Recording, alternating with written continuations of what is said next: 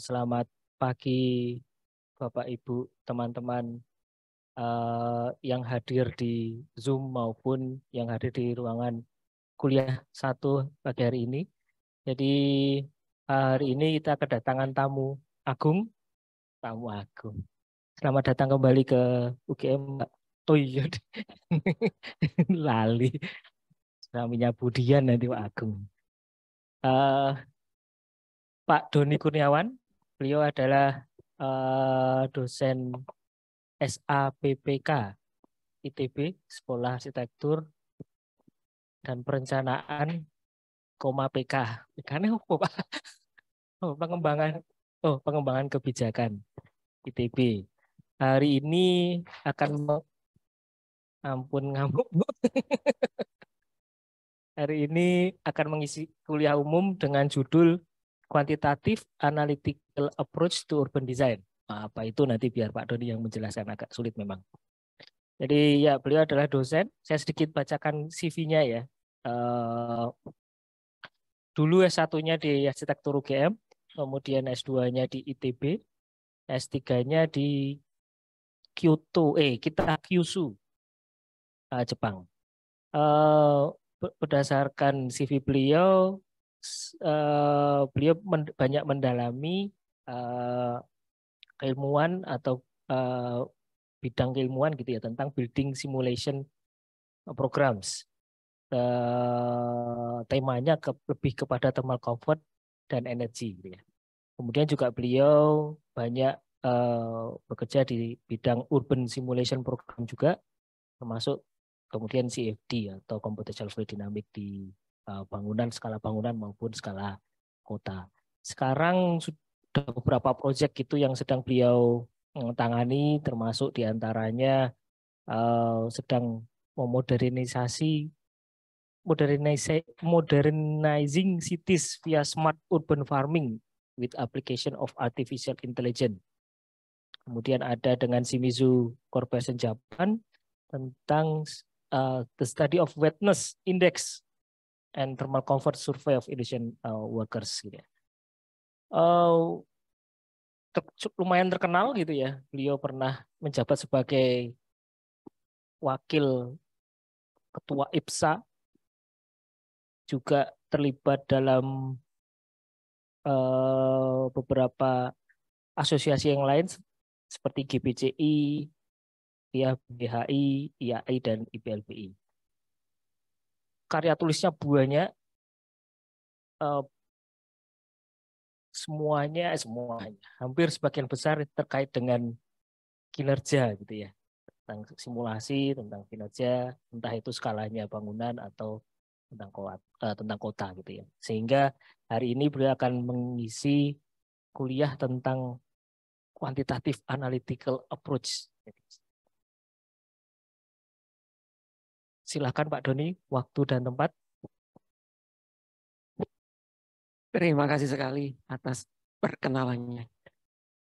Mungkin saya agak nanti berdiri dan duduk, berdiri duduk gitu ya, supaya lebih fleksibel gitu. Karena sebetulnya saya ke sini itu diminta sama Bu Wida. Jadi kita ngomong-ngomong bahwa seperti apa sih sebetulnya kalau yang di ITB itu ya. Tapi ini teman-teman ini dari Rancang Kota semua ya. Ada yang dari luar, bukan Rancang Kota, ada. Nggak ada ya. Ya.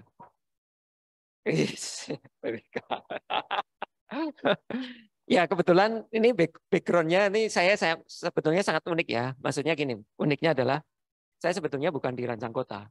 Saya itu teknologi bangunan di ITB ya. Kakaknya, labnya itu adalah pure arsitektur teknologi bangunan. Tetapi sekarang saya jadi ketua prodi Rancang Kota dan jadi prodi di arsitektur lanskap. Kan aneh kan ya. Jadi saya harus membuat memanage itu. Dan walaupun sebetulnya S3 saya, disertasi saya salah satunya adalah tentang kota ya. Tapi tidak pure desain gitu. Makanya yang saya tawarkan adalah tentang ini, quantitative analytical approach. Jadi sebetulnya bagaimana sih secara kuantitatif bahwa satu desain itu bisa dimulai. Dan kebetulan saya juga jadi pembimbing anak-anak rancang kota dan anak-anak arsitektur lanskap. Nah sekarang mereka disatukan, maksudnya disatukan itu adalah tesisnya, proyeknya itu hampir disamakan. Nanti akan saya perlihatkan seperti apa sih sebenarnya kalau lanskap sama rancang kota itu digabungkan gitu. Nah ini ternyata menjadi sesuatu yang menarik gitu ya, sehingga menelurkan banyak proyek yang saya propose ya. Salah satunya tadi disebutkan tentang modernizing untuk city ya dengan urban farming, dengan artificial intelligence sama machine learning. Ini nanti akan saya bahas apa sih sebetulnya kuantitatifnya dan bagaimana dia mendapatkan bisa mengubah cara pandang sebuah kota itu seharusnya dirancang gitu. Nah, saya juga menjadi anggota low carbon city design ya di Asia gitu. Nah ini banyak menyelenggarakan beberapa event. Salah satunya tahun ini itu ada di Kitakyushu. Kalau nanti tertarik juga bisa saya share itunya linknya. Itu mempelajari dan membuat kompetisi ya tentang mendesain kota yang low carbon gitu. Jadi harus ada isu di balik satu desain kota gitu. Nah, saya mencoba bahwa kelihatan nggak ya? Ini Serge Salat ini selalu menjadi acuan saya ya. Ini salah satu ini yang meluluskan saya juga di disertasi saya. Itu hanya khusus di ini ya, di environment. Ya, di environment. Karena ini ada 60 rumus untuk mengakses kota. 60 rumus untuk mengakses kota. Jadi seringkali kota itu hanya dianggap sebagai sesuatu yang sangat subjektif gitu ya. Tapi Serge Salat ini mencoba untuk membuat bahwa kota itu sebetulnya malah sangat kuantitatif gitu dibandingkan dari kualitatif approach-nya gitu. Walaupun ada segi dari kualitatif approach atau subjektif dari orang gitu. Tapi setiap orang itu bisa dilihat polanya. Sehingga Serge ini, si Salat ini dari Prancis ini, dia menelurkan banyak sekali tentang rumusan. Gitu. Saya hanya mengambil 3 rumusan untuk disertasi saya, tapi tentang environment, yaitu nanti akan saya perlihatkan, yaitu bagaimana membuat massing yang benar. Ya, kota itu kan pada waktu kita membuat satu area, kalau dirancang kota itu kan sebetulnya yang paling signifikan itu adalah bagaimana void sama solidnya, kan gitu kan. Nah, void sama solid itu seringkali, misalkan kita membuat RT/RW atau RDTR, itu ada sangat subjektif atau sangat ekonomis sekali. Nah, sekarang fokusnya kita mencoba untuk melihat bahwa solid void dari sebuah kota itu punya dampak terhadap lingkungan. Nah, ini salah satunya adalah itu ya. Ini ada kalau Serge ini banyak sekali ya, ini bisa menjadi topik untuk riset sekaligus. Ini beberapa mahasiswa saya sudah memakai ini, misalkan tentang mobility. Nanti juga akan saya perlihatkan bagaimana sih mahasiswa merancang sebuah kota di Tanah Abang, Jakarta, itu fokusnya pada mobility. Mobility itu di dalamnya ada connectivity di situ, kemudian ada diversity-nya di sana. Nah itu gimana menghitungnya?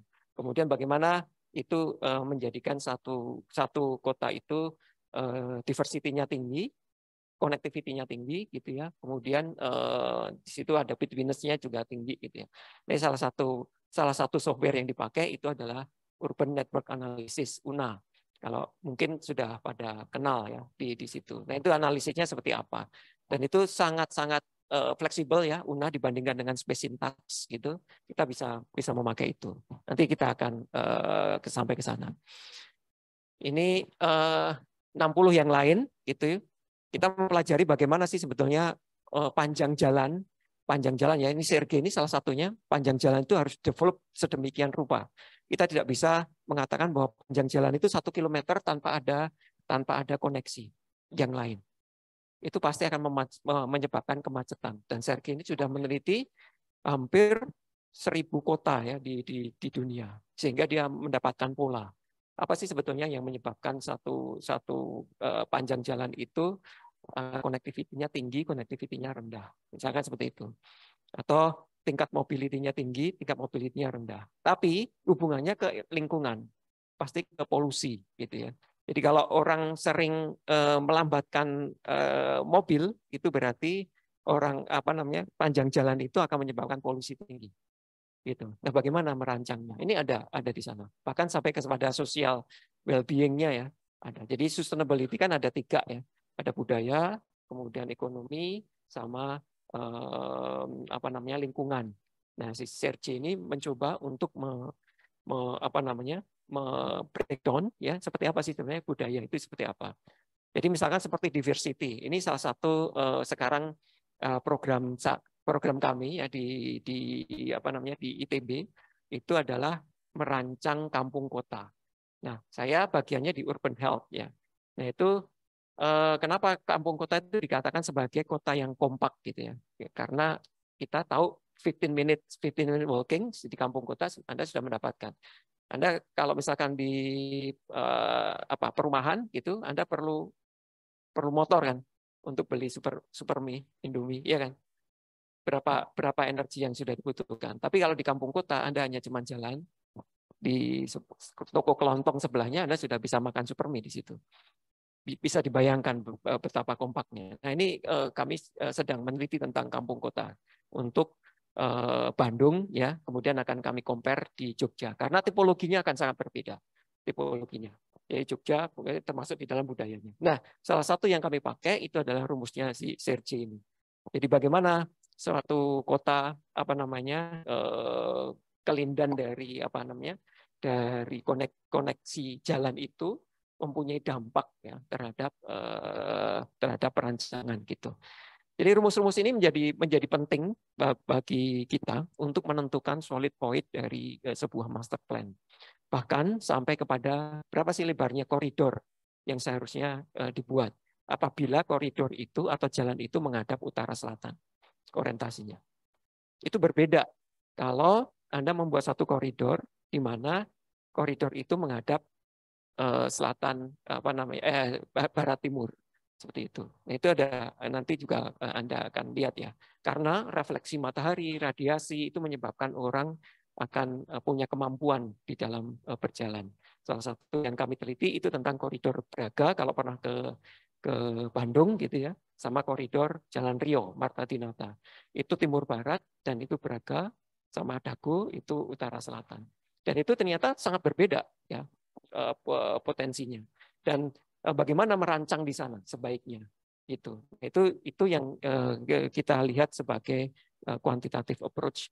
Nah, ini beberapa kriteria yang diberikan oleh Serge Salat ya untuk sebuah kota yang dinilai berdasarkan kuantitatif gitu. Jadi semuanya ada rumus.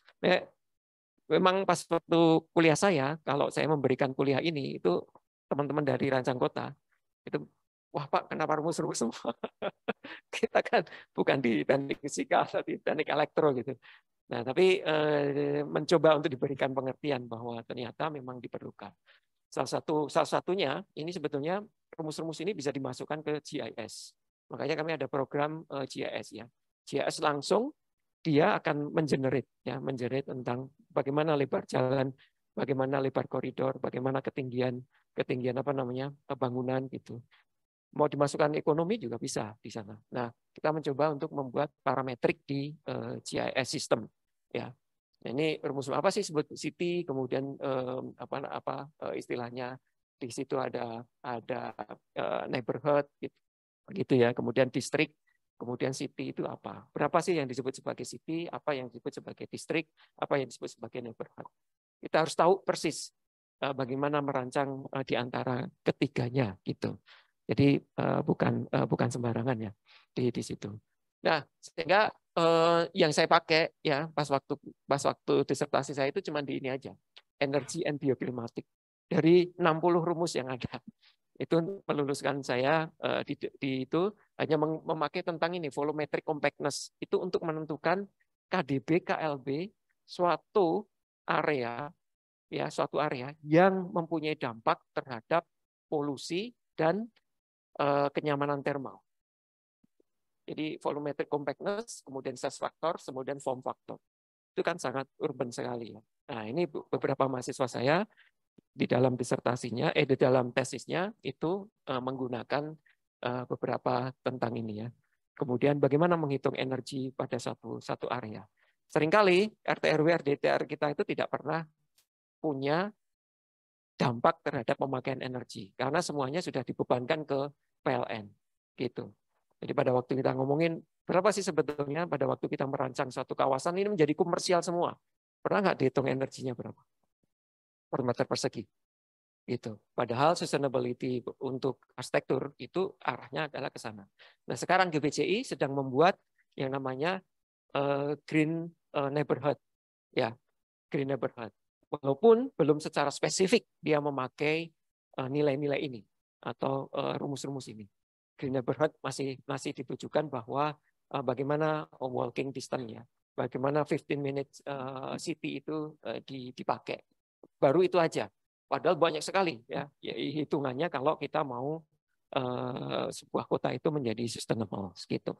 Oke, beranjak ini rumusan saya tentang kota dan arsitektur karena saya ada di apa namanya ini selalu saya bawa kemana-mana karena ini teori yang saya bangun ya sebetulnya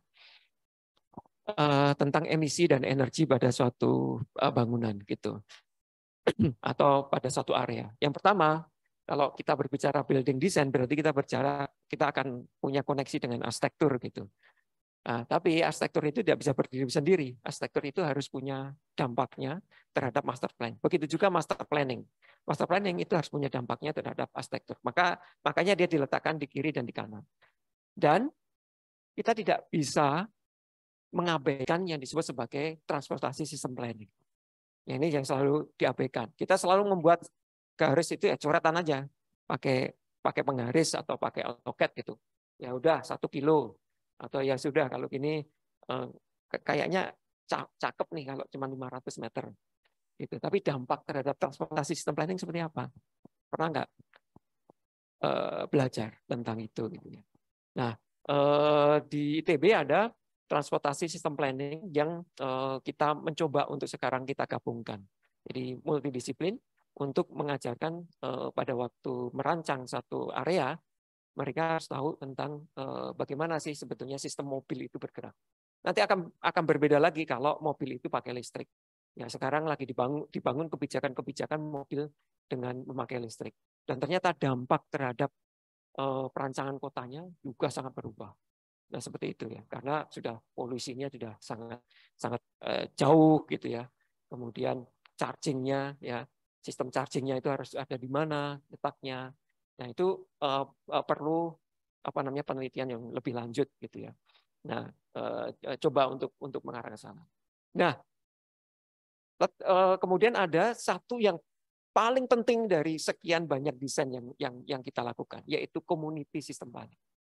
Jadi itu semuanya tidak akan berjalan kalau komunitas itu tidak dibangun sedemikian rupa sehingga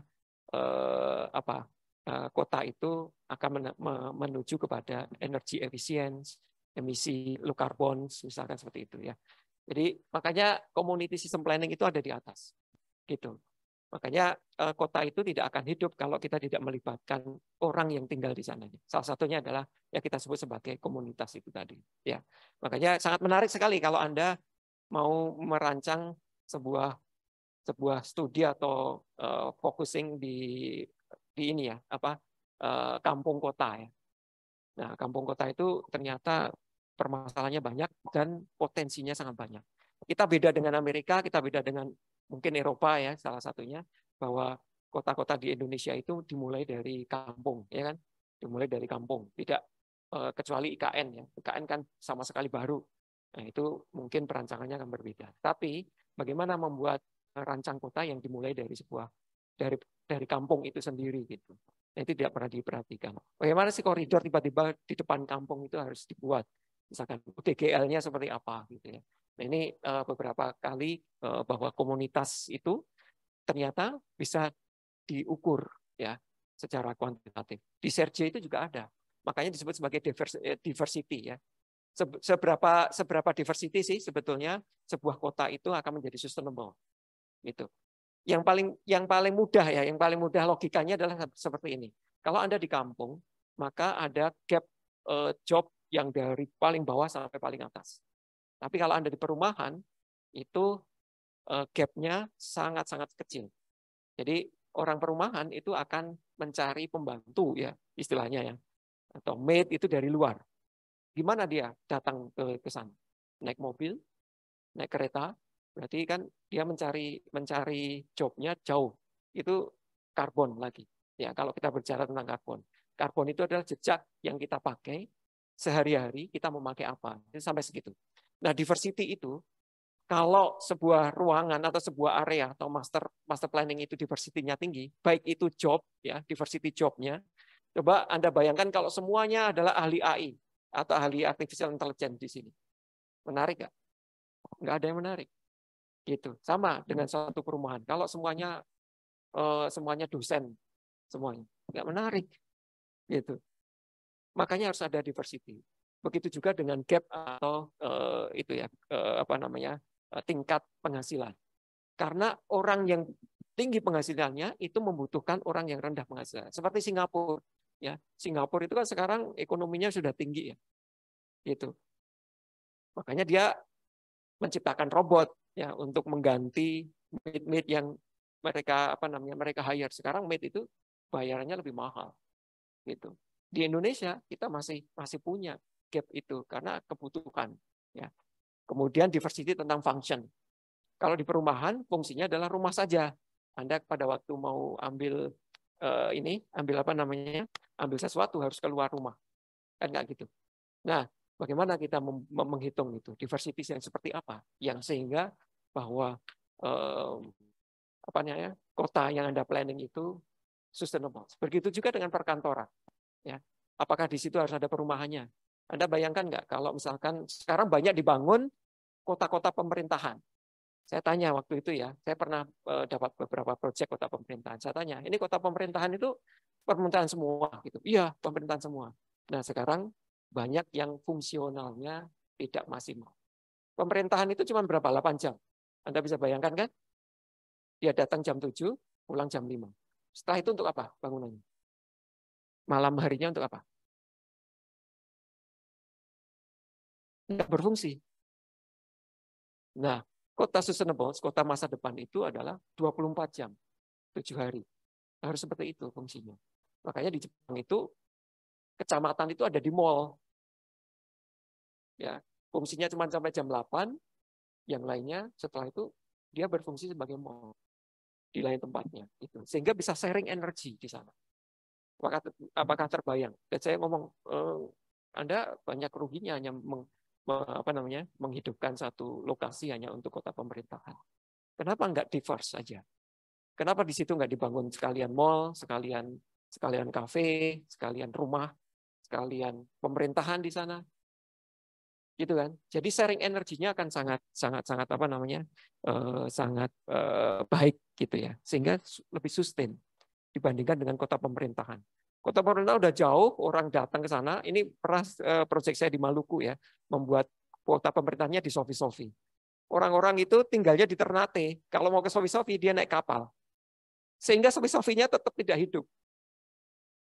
Saya sudah review itu. Saya ngomongin sebetulnya kota pemerintah di Sofi-Sofi itu enggak sustainable. Benar-benar enggak sustain.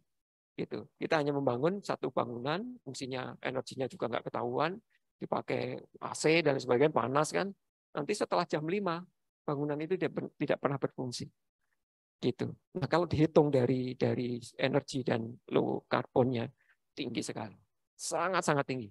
Gitu. Nah, gimana kalau kita tarik atau fungsi itu kita diverse-kan atau kita buat. Ya, seberapa diverse itu adalah kuantitatif. Ya. Gitu. Ini salah satu disertasi saya tentang bagaimana sih sebetulnya membuat meshing yang baik ya. Ini yang disebut sebagai volumetric compactness. Jadi volumetric compactness itu kalau kita berbicara tentang surface dari suatu meshing gitu ya dibandingkan dengan area yang akan kita bangun. Kalau ini 100, berapa sih sebetulnya surface-nya? Sehingga dampak apa yang akan terjadi apabila ya surface itu ya teremit karena radiasi matahari. Nah, itu dampaknya banyak. misalkan polusi, karbon, pemakaian energi tinggi, ya. Untuk satu bangunan ini, meseng ini bangunan ini, kalau dia terlalu panas, itu energinya sangat tinggi. Kemudian saya memakai surface plot ya size atau yang disebut sebagai plot size ya. Plot size itu berarti satu plot gitu ditambahin dengan surface ditambahin dengan volume dari mesing gitu. Ini waktu itu saya dibantu oleh teman-teman elektro ya untuk membuat ini untuk membuat aplikasinya gitu. Untuk menghitung supaya bahwa ruang luar yang Anda tinggalkan pada waktu Anda merancang mesing itu benar-benar terpakai khususnya untuk tropis gitu. Dan saya mengkomparasikan ini di Mega Kuningan ya. Mega Kuningan itu Jakarta ya, Pak Danisworo sebagai perancangnya itu ternyata memang ruang-ruang luarnya tidak didesain sedemikian rupa ya, menghasilkan apa yang ada pada rumusnya Sergi itu ya, salat itu tadi ya, rumusnya salat itu tadi. Kenapa? Sehingga pada waktu siang hari ruang-ruang luar itu tidak pernah terpakai ya, begitu malfunctionnya ya, ruang luar. Padahal rancang kota itu kan merancang ruang-ruang luar kan. Ya kan, kalau sudah di dalam berarti arsitektur yang bergerak di sana. Nah, apakah Anda bisa menghitung bagaimana sih sebetulnya satu meseng itu dia punya bayangan yang jatuh pada area yang ada. Itu. Nah, jatuhnya bayangan itu akan memberikan dampak terhadap bagaimana sih sebetulnya ruang-ruang sosial itu bisa dibentuk gitu ya. Kemudian di situ ada sky view factor, itu adalah bagaimana satu radiasi masuk ke dalam satu koridor, gitu ya. Jadi kalau koridornya besar, ini harus seperti apa, kemudian koridornya kecil, dia harus seperti apa, gitu. Sehingga kalau di arsitektur itu ada passive design proses, maka di rancang kota itu ada passive design proses. Walaupun di dalam perancangan kota itu lebih kompleks, jauh lebih kompleks, ya, dibandingkan dengan satu bangunan ya, pasif desainnya gitu. Ini salah satunya bagaimana kita menghitung ya climate datanya, calculation metodenya. Ini kalau berhubungan dengan waktu yang saya buat ya. Kemudian bagaimana opak ya, solid void dan lain sebagainya, orientasi jalan, orientasi gedung itu kita tentukan ya, sehingga sebuah area itu mempunyai dampak yang baik. Kemudian dihitung dengan parametrik ya, dengan fraktal. Kemudian bagaimana surface itu mempengaruhi. Nah, ini settlement set selections ini sekarang dipakai ya rumusnya sama mahasiswa saya untuk merancang koridor Tamrin Sudirman. Sehingga orang lebih punya willingness to walk ya di daerah Sudirman dan Tamrin.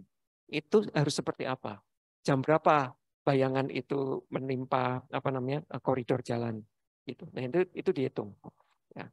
Nah, itu yang disebut sebagai kuantitatif, dan itu mempengaruhi bagaimana sebuah mesing ya, solid void ya, dalam sebuah rancang kota itu dibuat seperti itu.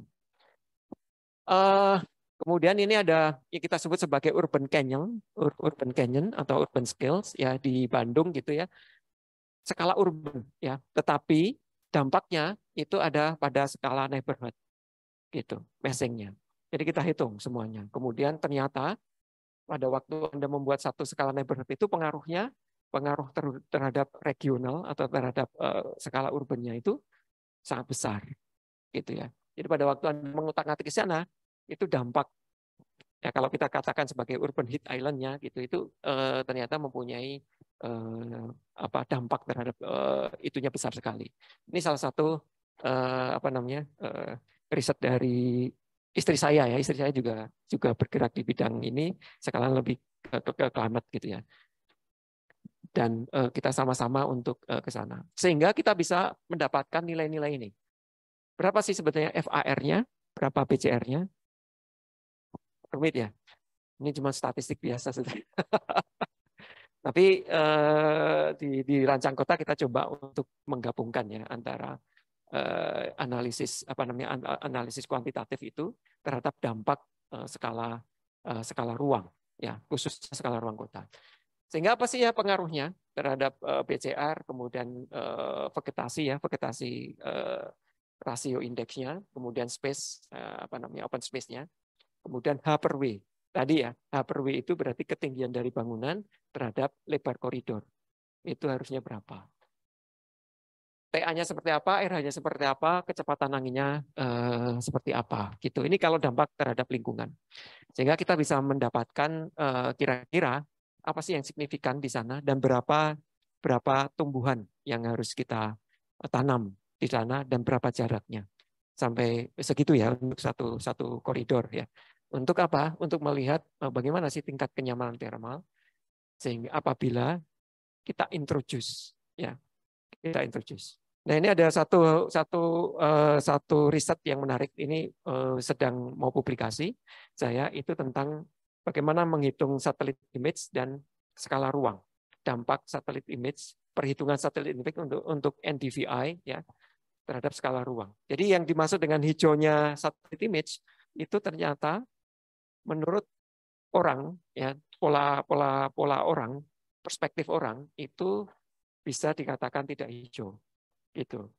Ini ini lucu ya. Maksudnya lucunya itu bahwa skala ruang itu skala orang itu mempunyai dampak ya terhadap hitungan image NDVI. Karena tadi saya memakai satelit image ya untuk menghitung tentang ini hijau sebuah kota gitu. Tapi dampaknya kita tidak bisa memakai pure ya Landsat atau memakai Aster gitu ya untuk menghitung NDVI. Karena skala orang itu mempunyai dampak yang signifikan, lebih signifikan ya terhadap hijau. Gitu.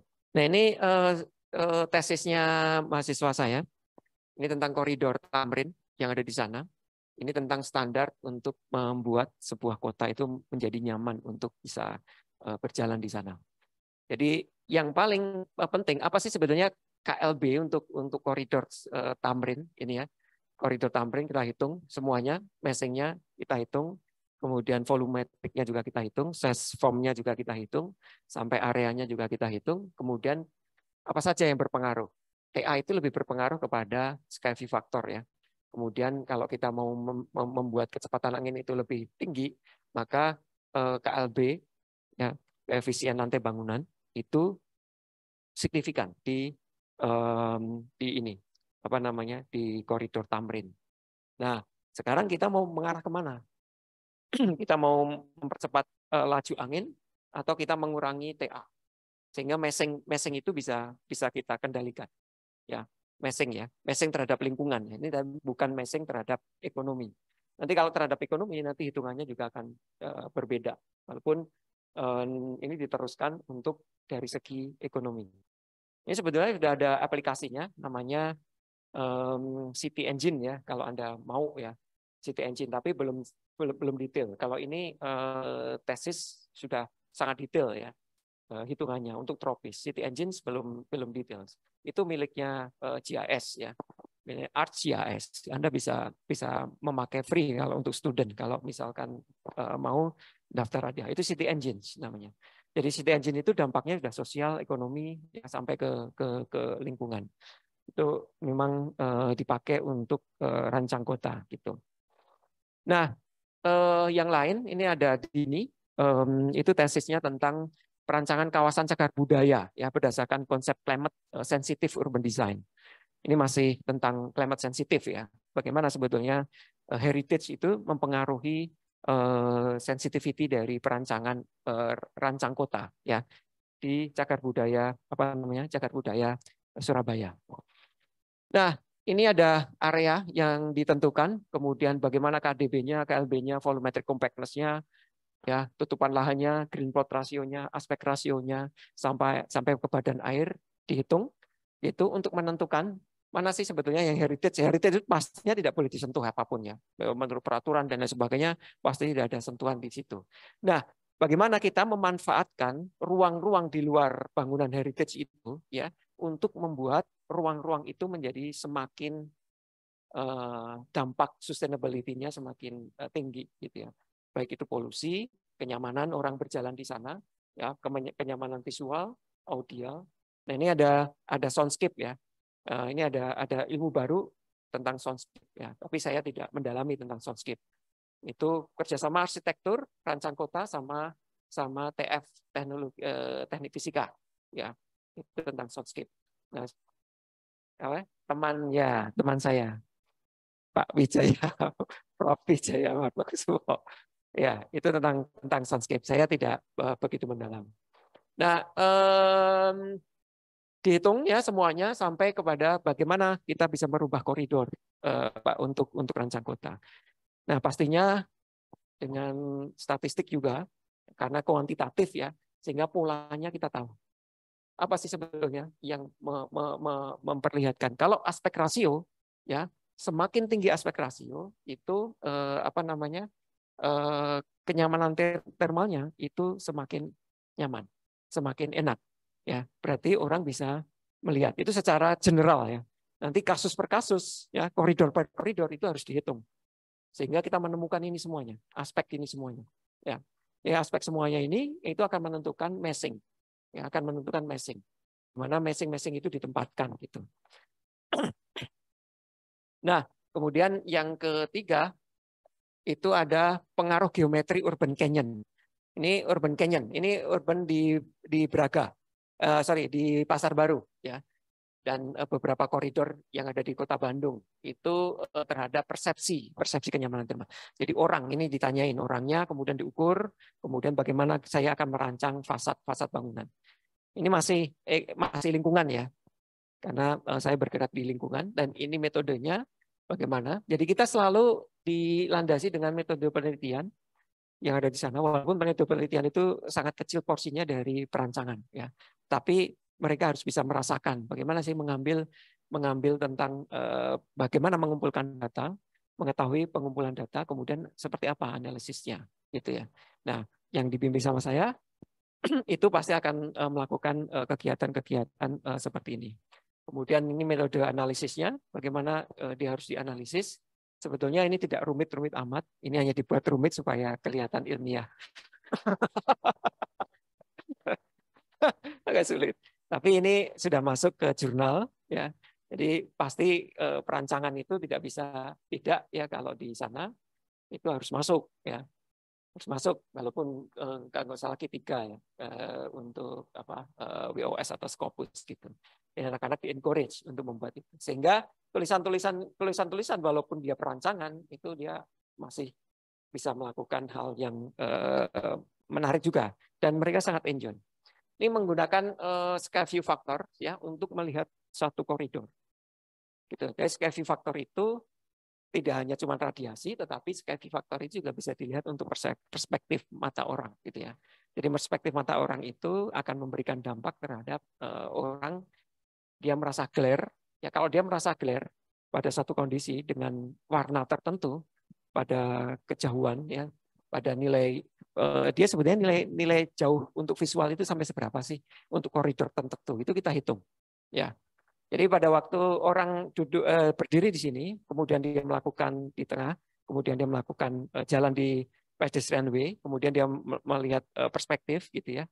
Itu tuh kita bisa hitung. Ya, volumetriknya, kemudian surface-nya itu terhadap bagaimana mata itu menerima. Itu. Nah, pada waktu dia mata menerima, warnanya seperti apa, glare-nya seperti apa, itulah yang kita cari. Ya. Sehingga kita bisa menentukan scale view factor dari pantulan radiasi pada waktu orientasinya itu berbeda. Gitu. Nah, kita harus melakukan apa? Seorang urban designer harus melakukan apa? Gitu. Jadi mencari titik terjauh yang bisa dilihat dan titik terdekat yang bisa dilihat yang mempengaruhi bagaimana orang itu berjalan pada satu koridor. Itulah sebenarnya perancangannya.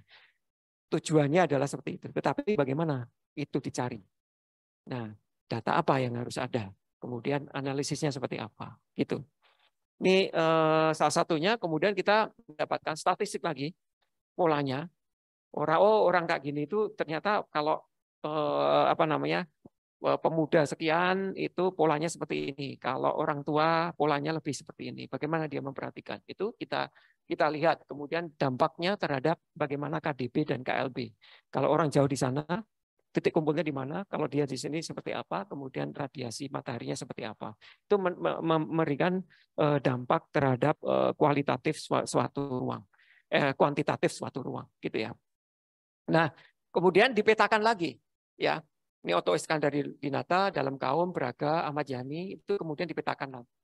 Dampaknya seperti apa? Bagaimana dia mempunyai persepsi ya, nyaman audio, visual dan nyaman secara termis gitu ya. Kalau audial nanti ke teman saya.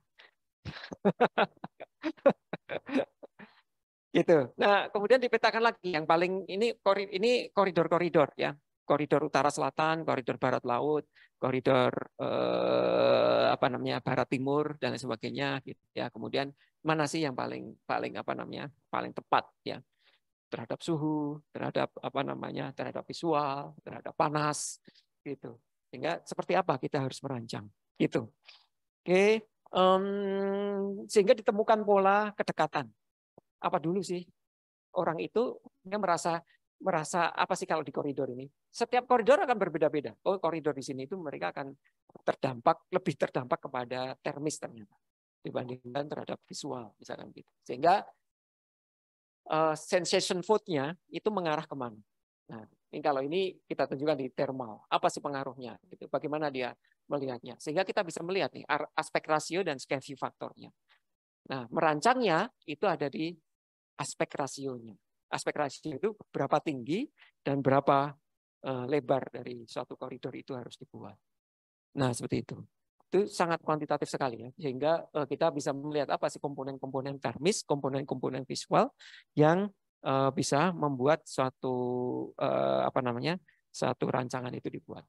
Nah, ini kita menemukan seperti ini, kemudian rekomendasinya seperti apa? Ya. Ini rekomendasi untuk aspek rasio. Berapa lebarnya dan berapa ketinggian bangunan, atau ini kan dampaknya ini terhadap KLB, ya kan? Kalau ini bagaimana Anda merancang koridor, itu width-nya. Kalau width-nya itu tidak bisa diapa-apain, maka kemungkinan kita hanya bisa mengurangi KLB atau menambah KLB. Tapi di tempat mana menambahkan KLB dan mengurangi KLB itu yang tepat ya pada satu koridor. Ya, terhadap visual, terhadap ini kondisi existing-nya seperti apa, kondisi ininya seperti apa. Bahkan, untuk mengurangi itu hanya dikasih kanopi aja. Nggak masalah, gitu. Karena memang areanya di situ adalah heritage, misalkan kayak gitu. Nah, kita merekomendasikan, berarti ada tambahan, karena dia akan mengurangi perspektif ya. Perspektif orang, dan dia mengurangi dampak radiasi ya, terhadap itu. Nah, riset yang lain itu tentang pandemi ya, yang berdampak kepada rancang kota. Ya, pasat hunian tinggi dan pandemi. Itu. Nah, kita seringkali tidak pernah merekomendasikan bahwa bangunan tinggi itu punya balkoni, ya kan? Tapi di waktu pandemi ternyata balkoni itu punya manfaat, yaitu untuk sunbathing ya. Pada sunbathing itu can boost your body's immune system, ya kan? Ini disitulah sebetulnya bagaimana kita harus menilai. Tetapi seringkali pada waktu kita merancang suatu area kita tidak pernah memperhatikan ini, ya KDB, KLB, kemudian pergerakan matahari, ya bagaimana dia menerima. Nah, ada bagian-bagian bangunan-bangunan tinggi yang tidak pernah terkena matahari. Gimana kita mau membuat rancangan balkoninya? Atau dampak apa, fungsi apa yang harus diterapkan di sana pada waktu dia tidak pernah terkena sinar matahari. Nah, kemudian kita hitung bagaimana sih dampaknya. Misalkan berapa jam, ini ada hitungannya ya, terhadap satu balkoni yang kena dampaknya dan tidak terkena dampaknya. Nah, ini kalau KLB-nya sama, semuanya sama, titiknya sama. Nah, bagaimana kalau itu naik turun? Nah, itu pola itu yang sebetulnya dibuat gitu ya. Nah, sehingga ini dihitung dan menjadi aplikasi. Nah, ini kami sudah membuat aplikasi tentang bagaimana balkoni itu ditempatkan dan di mana balkoni-balkoni itu tidak ditempatkan. Jadi ini satu rancangan area kalau bangunan itu ada bangunan tinggi dan hunian. Bagaimana merancangnya? Ini sudah dipakai sama mahasiswa ya untuk tesisnya.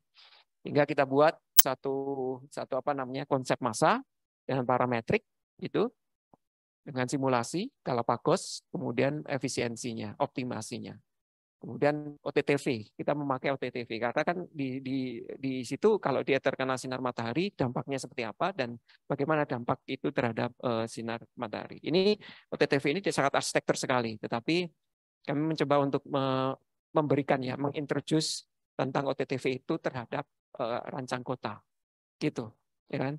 Rancang kota itu seringkali membuat messing, tetapi tidak pernah memperhatikan dampak energi pada satu bangunan, ya. Padahal punya kontribusi besar sekali terhadap pengurangan energi, pemakaian energi, ya, dengan memberikan pembayangan, memberikan tingkat OTTV dan sebagainya. Sehingga kita bisa melihat nih konsep-konsep fasad semua bangunan apabila itu dirancang pada satu kawasan. Mana radiasi yang paling mampu ya, kira-kira rata-ratanya di mana, titiknya ada di mana, gitu ya, kita akan mendapatkan. Jadi yang biru ini itu tidak bisa untuk sunbathing, itu lokasinya ada di mana, titiknya ada di mana, gitu. Nah ini messing kan ya, bagaimana membuat orientasi messing pada skala kota itu dan dampak. Tadi kita berbicara dampak terhadap ruang luar, sekarang kita berbicara dampak terhadap fasad bangunan, gitu. Nah ini kita bisa kerjasama sama arsitektur. Jadi tidak cuma rancang kota, boleh satu proyek dikerjakan berdua. Yang satu itu ada membahas tentang ruang luar, yang satu tentang bagaimana fasad itu, messing itu, KDP KLB-nya itu benar-benar yakin bisa dibuat. Gitu. Jadi banyak mengevaluasi. Ini salah satunya bagaimana variabelnya ya, ada variabel terikat. Ini jadi kita belajar juga tentang tentang riset ya. Variabel terikatnya seperti apa, kemudian dampaknya seperti apa gitu ya. Ini pada satu messing ya kalau dia diputar-putar dan bagaimana dia mempunyai dampak terhadap satu kawasan. Nah, kalau ini project, kalau tadi banyak tesis, sekarang ini project saya dengan NSF ya, National Science Foundation sama Amerika, Boulder, Penn State University, kemudian ada Virginia Tech, itu tentang bagaimana membuat city itu lebih smart gitu ya dampaknya. Dan ini diaplikasikan di Makassar dengan artificial intelligence dan machine learning. Nah, ini nanti saya akan perlihatkan dampaknya apa sih? Kenapa kita belajar artificial intelligence dan machine learning? Karena kita sangat kuantitatif. Ini timnya ada Pak Ramawan dari TF UGM. Ya, kita selalu kerjasama ini dengan PSE UGM ya. Pusat Studi Energi ya, UGM. Saya sendiri dari PPEBT, Pusat Penelitian Energi Baru Terbarukan ya, UGM. ITB. Jadi bareng-bareng. Apa sih sebetulnya? Sebetulnya kenapa Makassar? Nah, pertanyaannya karena mayornya wali kotanya itu mempunyai konsep untuk membuat lorong hijau atau yang disebut sebagai garden alleys gitu ya. Jadi kampung kota itu ada lorongnya, ada 17.000 sekian lorong, gitu. Nah, wali kota Makassar itu dalam promosinya pas waktu dia mau jadi wali kota itu adalah menghidupkan lorong terhadap satu kota, gitu. Nah, saya mau membuat proposal ke Amerika barengan sama Penn State sama Colorado Boulders itu bagaimana kalau lorong ini tidak cuma hijau tetapi punya dampak produksi. Nah, itu apa? Urban farming. Ya. Tapi urban farming itu tidak bisa hanya dipakai. Itulah yang kita sebut sebagai community system planning. Ya, community itu tadi ada di atas kan. Nah, kita push community untuk membuat struktur kota menjadi sesuatu yang lebih berarti, lebih sustainable. Itu dampaknya. Tadi kita sudah bicara building, berbicara master plan. Saya tidak akan bicara tentang transport karena bukan ilmu saya, tapi saya akan berbicara tentang communities di sini. Nah, apa sih sebetulnya? Ini konsepnya yang kita bangun ya. Ini Virginia Tech, kemudian itu UGM sama ITB, kemudian ada CU Boulder di sana, ada resident community, kita mempush community, kemudian ada kota itu sendiri. Ini seperti tubuh ya. Pemkot itu adalah otaknya, gitu ya. Kemudian sel-selnya itu adalah komoditi itu.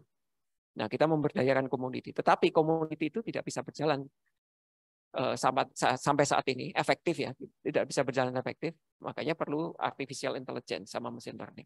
Untuk apa? Menghidupkan kembali tentang urban ya, tentang itu. Jadi yang kita bangun itu adalah sensor network yang ada di sana, kemudian smart garden alley. Jadi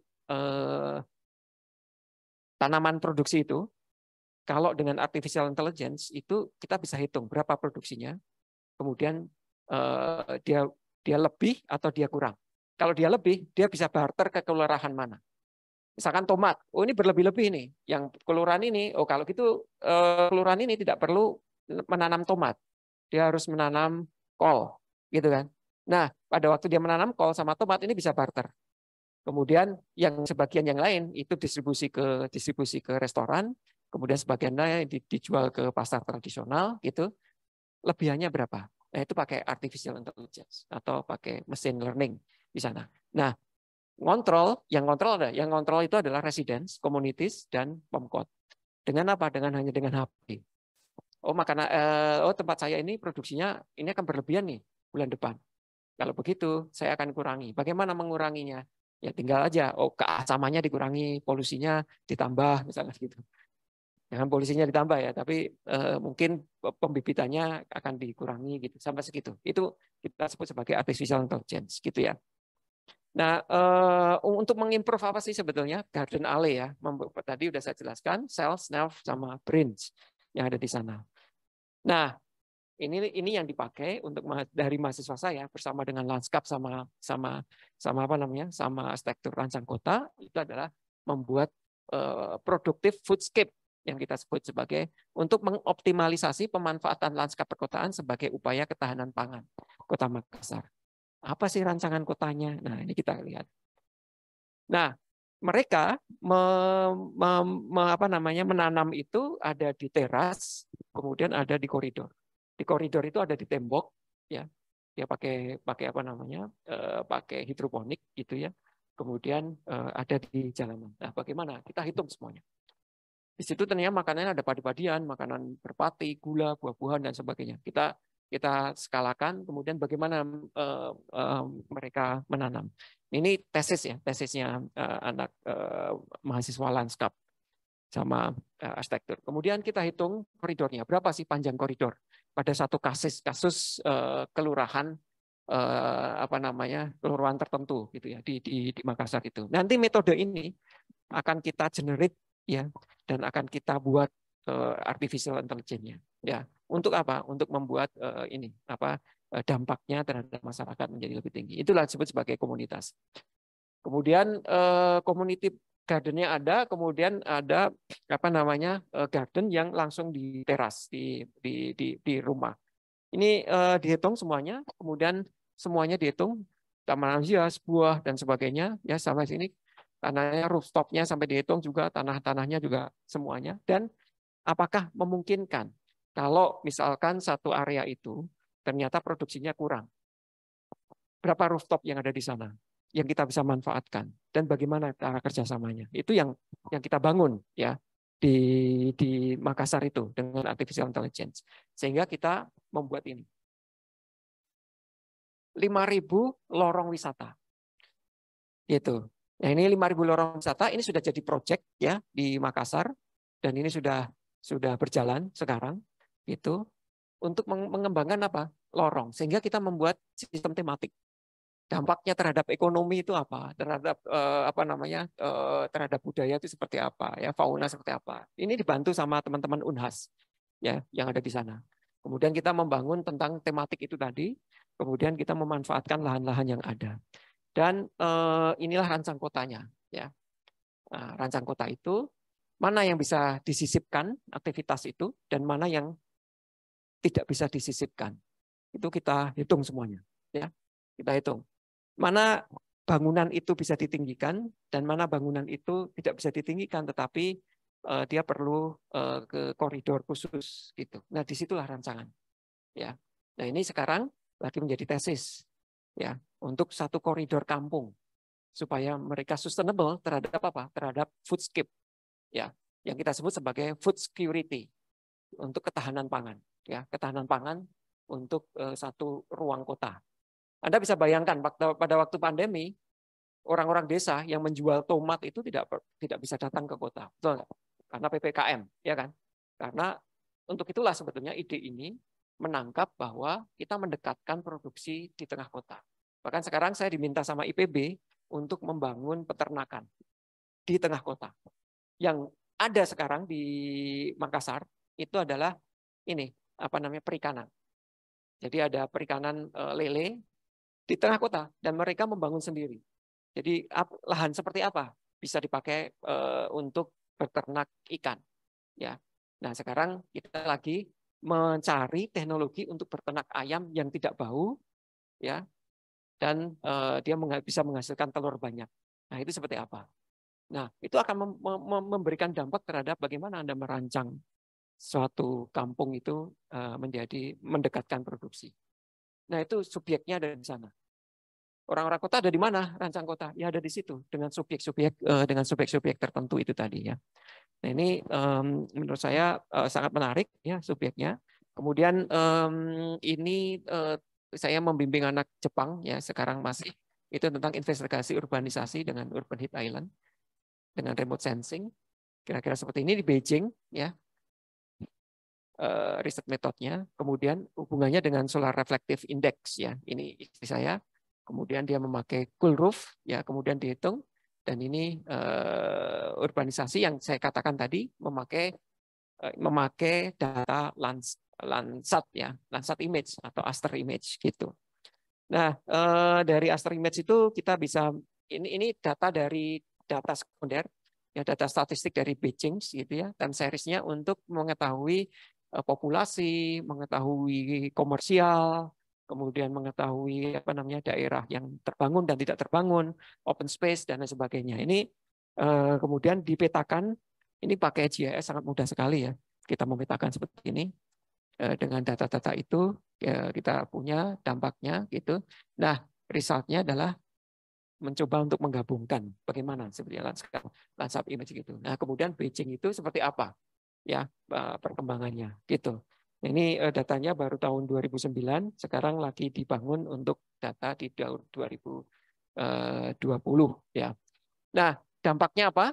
Kita bandingkan antara 995 dan 2009, ya, terhadap average ini dan pembangunan.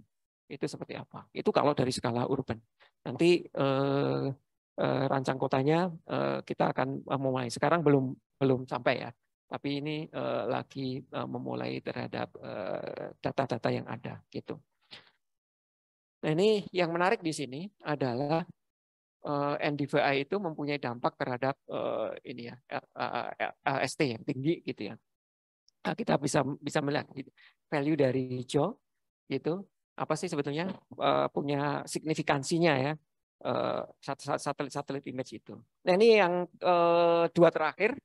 Saya memakai UNA, tadi saya menyebutkan ini ALIN, ya, itu tentang studi desain walkability, itu tentang connectivity itu tadi, ya.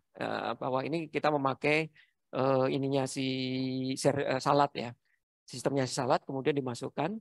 Nah, UNA ini sangat fleksibel sekali. Anda bisa memberikan nilai terhadap satu titik dia berpengaruh atau enggak. Tapi harus survei lapangan. Misalkan, ya, kalau di Space Syntax itu tidak ada terminal Gojek, ya kan? Padahal terminal Gojek itu adalah generator paling besar sekarang, ya, untuk orang berjalan ke sana atau orang mengarah ke sana. Jadi kalau misalkan Anda di Jalan Solo misalkan itu, di mana sih sebetulnya titik orang-orang ngumpul Gojek? Anda mau dijemput di mana? Nah, titik kumpul itu kita bisa memberikan dampak dengan UNA, ya, nilainya, ya. Jadi kalau Space Syntax itu kita menerima aja apa adanya. Tapi kalau ini kita bisa menilai. Ini saya untuk Tanah Abang, ya, itu data pendukungnya itu ada ortofoto, tinggi bangunan, nilai dampak ITBX, ya. Bukan ITB, ya, tapi ITBX. Ini data yang harus dimasukkan di UNA gitu, ya. Ini biasanya kita ambil dari RDTR. Fungsi lain sebagainya. Nanti kita bisa memasukkan fungsi yang lain. Misalkan, oh ternyata itu di situ ada rumah Padang yang sangat ramai. Kita bisa memasukkan rumah Padang itu sebagai generator. gitu ya di UNA gitu. Kemudian walking distance-nya kita tetapkan sebagai 350 meter, ini peraturan. Nah, bagaimana dampak desainnya itu ya. Ini analisis datanya, bagaimana simulasi dan sebagainya kita pakai gitu ya. Proses perancangannya kayak gini. Kemudian ini richness index-nya, tata guna lahan ya pada 350 meter ya untuk kawasan di Tanah Abang ya. Ini kita semuanya kita data, kita lihat ya dampaknya terhadap apa gitu ya. Kemudian di sini closeness-nya seperti mana sih sebetulnya fungsi-fungsi mana yang paling dia apa namanya yang kita sebut sebagai ruang paling luar. Ruang paling luar itu dia tidak bisa dipengaruhi orang yang lain itu. Itu yang hijau-hijau itu ya. Gitu. Itu tinggi sekali di mana gitu. Nah, kemudian straightness-nya itu aksesibilitas, orang itu pasti akan menuju ke sana. Itu seperti apa gitu ya dampaknya. Nah, ini UNA. Nah, sebenarnya rancangannya ada nanti saya perlihatkan di akhir. Nah, ini sekarang proyek saya yang terakhir masih dalam kerangka rancang kota itu tentang effect of space perception using immersive virtual environments. Jadi kita menggunakan virtual reality ya untuk mencari pola bagaimana. Kalau tadi kan kita harus menanyai orang di lapangan gitu ya. Nah, sekarang kita masukkan pada satu thermal chambers gitu. Kemudian virtual reality-nya itu adalah kota. Nah, ini salah satu contohnya. Ini tentang Braga ya. Kami membuat tentang ini. Nah, ini sudah di Katria 2017 kemarin. Nah, sekarang kita lanjutkan lagi. Kita dengan Autodesk, SketchUp, dan Unity itu ini photo corrections untuk meneliti apa namanya semua fasad yang ada di Braga seperti itu. Nah, kemudian di SketchUp-kan itu. Nah, kemudian apa namanya kita lihat ya di sini. Nah, ini virtual reality-nya. Ini kalau kita melihat ke kiri atau melihat ke kanan itu Braga seperti apa. Nah, kita bisa menambahkan tiba-tiba ada bangunan tinggi di sana. Apa sih yang dia lihat gitu ya. Di situ ini virtual reality ya. Jadi kita lihat kemudian misalkan di sini ada tiba-tiba bangunan tinggi ke sana. Apa sih pengaruhnya terhadap perception ya. Ya, itu orang itu nanti disuruh klik di virtual reality-nya itu. Klik di sana, oh saya merasa terganggu, saya merasa glare, oh saya merasa ini, saya merasa ini. Nah, itu sehingga kita akan merancang Braga itu seperti apa. Gitu ya, terhadap heritage-nya. Ini anak S2 ya terlibat di sini, tetapi S2-nya antara TF sama RK ya. Kita bareng-bareng untuk meneliti tentang ini kan kuantitatif ini yang sedang berjalan gitu di satu wilayah, kemudian kita mendapatkan respon ya, respon terhadap questionnaires yang kita butuhkan. Distribusi analisisnya adalah kayak gini, bagaimana familiarity-nya seperti apa, ya merasa familiar atau enggak dampaknya ya terhadap satu rancang kota, sehingga kita bisa melakukan itu gitu. Kemudian college student itu excited, school student itu feeling dizzy, kalau lecturer itu uncomfortable dan unfamiliar space gitu ya. Jadi ada tingkat-tingkat orang mengetahui apa namanya suatu kota itu akan berdampak terhadap bagaimana kita merancang. Jadi suatu koridor itu akan diperuntukkan oleh siapa? Oleh milenial boleh aja. Yang diundang adalah orang milenial semua yang ada di sana gitu. Ini bagaimana satu area itu dirancang gitu ya. Ini yang tadi saya perlihatkan ya, ingin saya perlihatkan. Ini hasil rancangannya dari apa namanya? Oh ini hasil rancangan ini ya. Tanah Abang ya tadi. Ini hasil rancangan seperti ini. Ini master plan-nya, zona vertikalnya seperti apa? Ini potongan tampak gitu. Potongan bagian kawasan master plan. Kemudian view waterfront-nya, kemudian sehingga dengan UNA pun kita bisa merancang bahwa oh dia harus ada sky bridge gitu dampaknya. Nah, itu bisa kita hitung ya dampak terhadap fasilitas. Jadi pada waktu itu Tanah Abang itu, stasiun Tanah Abang itu sangat secluded sekali atau yang disebut sebagai closeness-nya sangat tinggi. Gitu. Jadi orang itu kalau mau ke Tanah Abang dia harus mutar. Sehingga ada dampak lingkungan yang menjadi beban karena adanya tidak adanya akses dari sisi sisi timur dari ini ya, sisi timur dari stasiun Tanah Abang. Nah, kemudian pada waktu kita buka memakai Skybridge itu ternyata dampaknya luar biasa ya terhadap closeness-nya dari suatu stasiun gitu. Nah, stasiun itu dihitung seperti itu.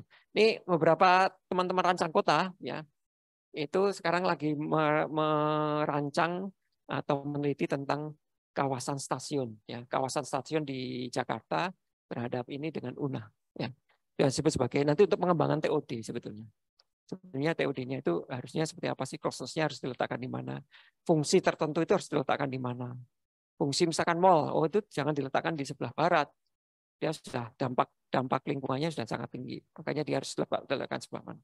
Itu TOD dengan UNA ya. Nah, seperti itu. Ini street view-nya. Nah, ini kesimpulannya dan lain sebagainya.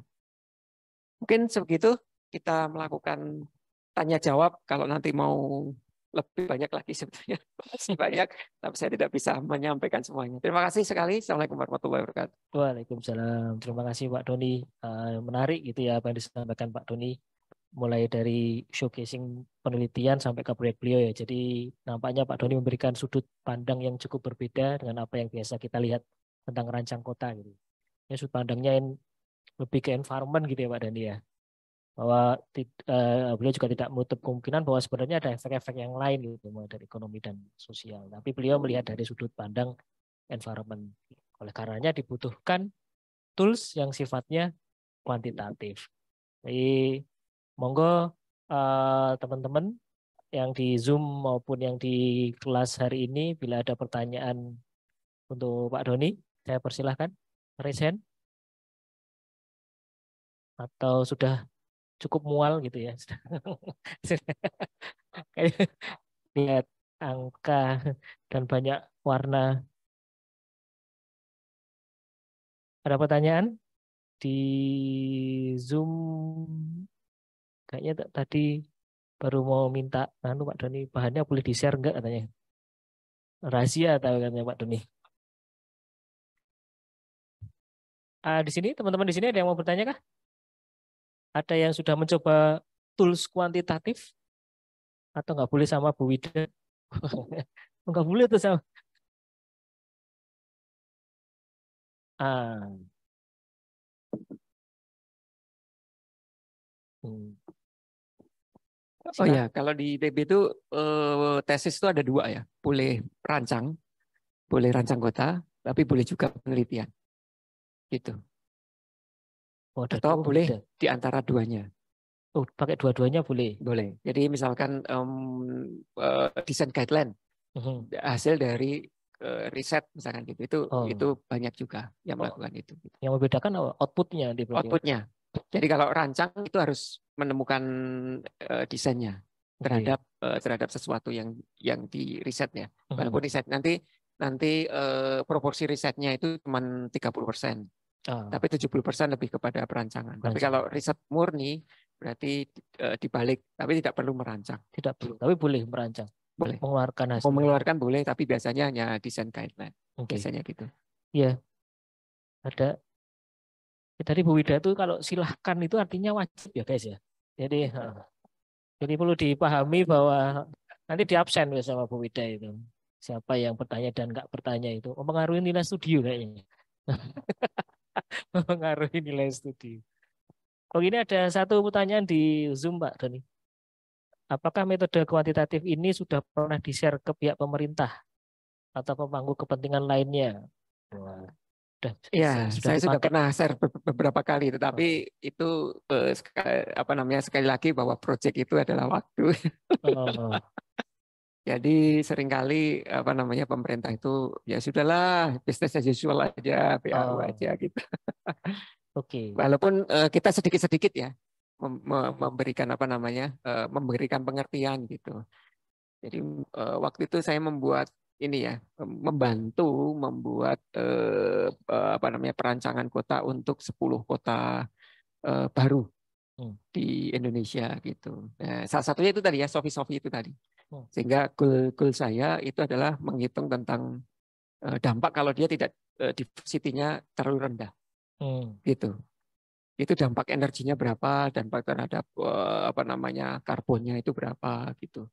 Itu saya share kepada mereka. Dan akhirnya mereka mau tahu bahwa di situ boleh dibangun komersial gitu. Oh, Kayak gitu sih. diversity itu lebih ke anu berarti ya, sharing resource gitu ya, Pak ya? Ya, sharing resource terhadap satu satu apa namanya satu masing ya. Jadi atau satu area di sana gitu. Semakin diverse, jobnya semakin diverse sebenarnya semakin sustainable. Oke. Gitu. Makin banyak yang bisa di-sharing gitu ya. Oke. Gimana Pak Sani, mungkin ada pertanyaan, Pak?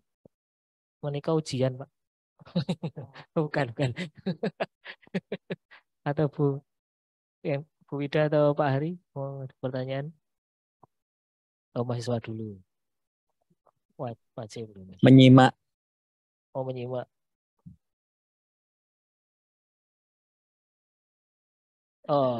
Oh, sudah ada. Wah, sudah ada.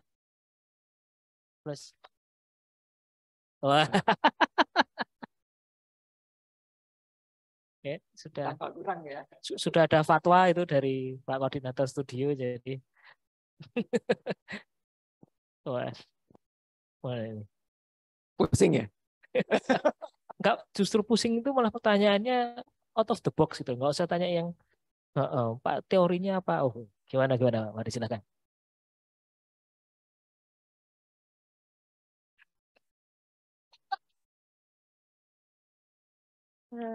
Nama saya Aisyah dari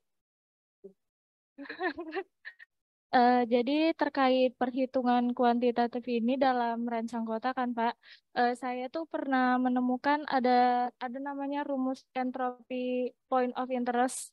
Jadi saya ingin bukan mendalami sih, ingin mengetahui lagi lebih dalam tentang hal itu. Jadi kayak apakah Bapak pernah kayak melakukan perhitungan entropi point of interest itu Pak?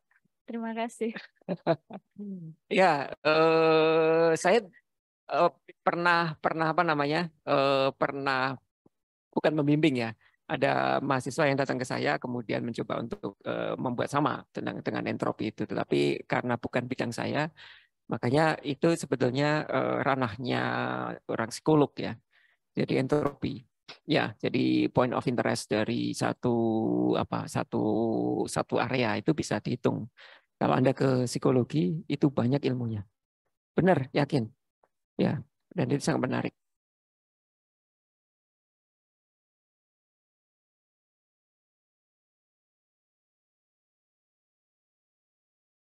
Iya, jadi ya saya dengar-dengar aja ya ini. Saya belum mendalami tentang entropi ya, karena itu sangat sangat psikolog sekali tentang interest orang pada satu satu satu area gitu ya.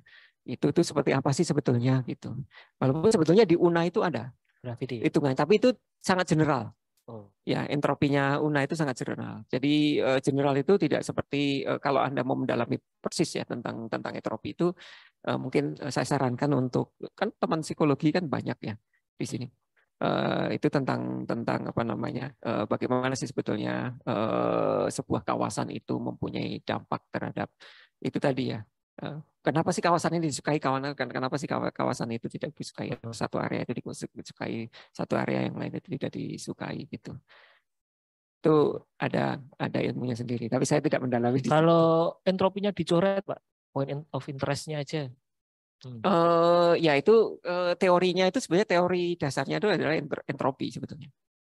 Teori dasarnya ya. Itu banyak banget itunya parameternya. Sangat banyak.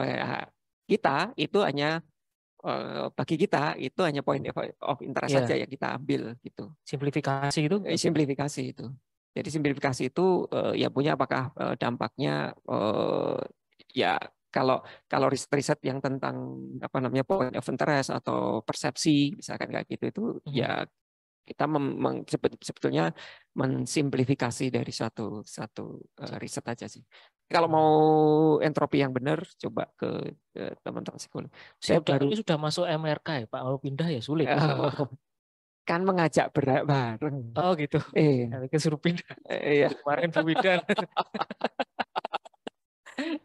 Iya. Jadi poin saya itu sebenarnya gini ya, apa namanya, RK ini punya kesempatan yang sangat lebar sekali untuk multidisiplin gitu. Dengan misalkan dengan transportasi itu menarik banget tuh, beberapa anak buah saya, mahasiswa yang pakai sama apa namanya, sama transportasi itu menghitung tentang dampak parkir ya terhadap satu koridor kota. Hanya parkir aja, parkir off-road gitu. Kan nggak pernah kan dihitung kan, dan Anda nggak pernah tahu apakah ini off-road atau misalkan, kalau misalkan satu lokasi itu off-road, atau satu lokasi itu dibuat satu parking building gitu ya, itu, atau apa namanya, satu bangunan untuk parking, itu dampaknya apa? Itu menarik untuk diteliti gitu. Salah satu itu. Tapi dia sama teman-teman transportasi terhadap mobilitas. Karena pada waktu off-road itu dihilangkan, berarti kan mobilitas mobil itu kan tinggi sekali ya. Nah, pada waktu dia tinggi sekali, pada waktu Anda meletakkan sesuatu yang interestnya itu enak gitu, punya dampak atau enggak? Ya, salah satu parking off-road itu ya bisa mendeteksi pergerakan mobil itu menjadi lebih lambat dan mengetahui interest dari satu fungsi pada satu koridor. Ini kata orang transportasi, saya nggak tahu hasilnya memang seperti itu atau enggak. Harus collab berarti ya? Betul. Kalau transportasi itu fakultas apa ya, Pak? Kalau di ITB di PBK. Oh, dekat berarti? Ya, sistem transportasi. Oke. Di kita PBK. di sipil ya? Oh, beda. Kalau sipil kan lebih ke struktur jalan. Infrastrukturnya. Infrastruktur jalan. Tapi ada yang sistem juga di MSTT mungkin ya. Pak Heri, Pak? Enggak, kalau di UGM di sipil juga, tapi magister sistem dan teknik transport. Tidak hanya yang konstruksi, tapi termasuk yang sistem transport di teknik sipil juga. Bisa collab berarti ya Pak Ari ya. Kita ganti topik. Malioboro loh katanya mau ditutup. Itu kan penelitian menarik itu, kalau ditutup nanti terus parkirnya di mana. Terus perubahan kepadatan jalan itu. Iya, betul. Una bisa bantu. Bisa. Pakai Una juga bisa. Perubahan kepadatan jalan, kemudian perubahan fungsi bangunan itu Una sangat sangat capable untuk itu. Karena Una itu yang dihitung bukan koridornya ya. Kalau Spacitax itu kan koridor. Ya, jadi view dan sebagainya. Tapi kalau Una itu adalah nilai dari perletakan bangunan. Misalkan di situ ada pom bensin gitu. Apa sih dampaknya terhadap koridor itu gitu. Itu bisa kita bisa buat gitu. Itu ikut kuliahnya Bu Wida yang sudah ditutup. Kuliah apa mobilitas ya?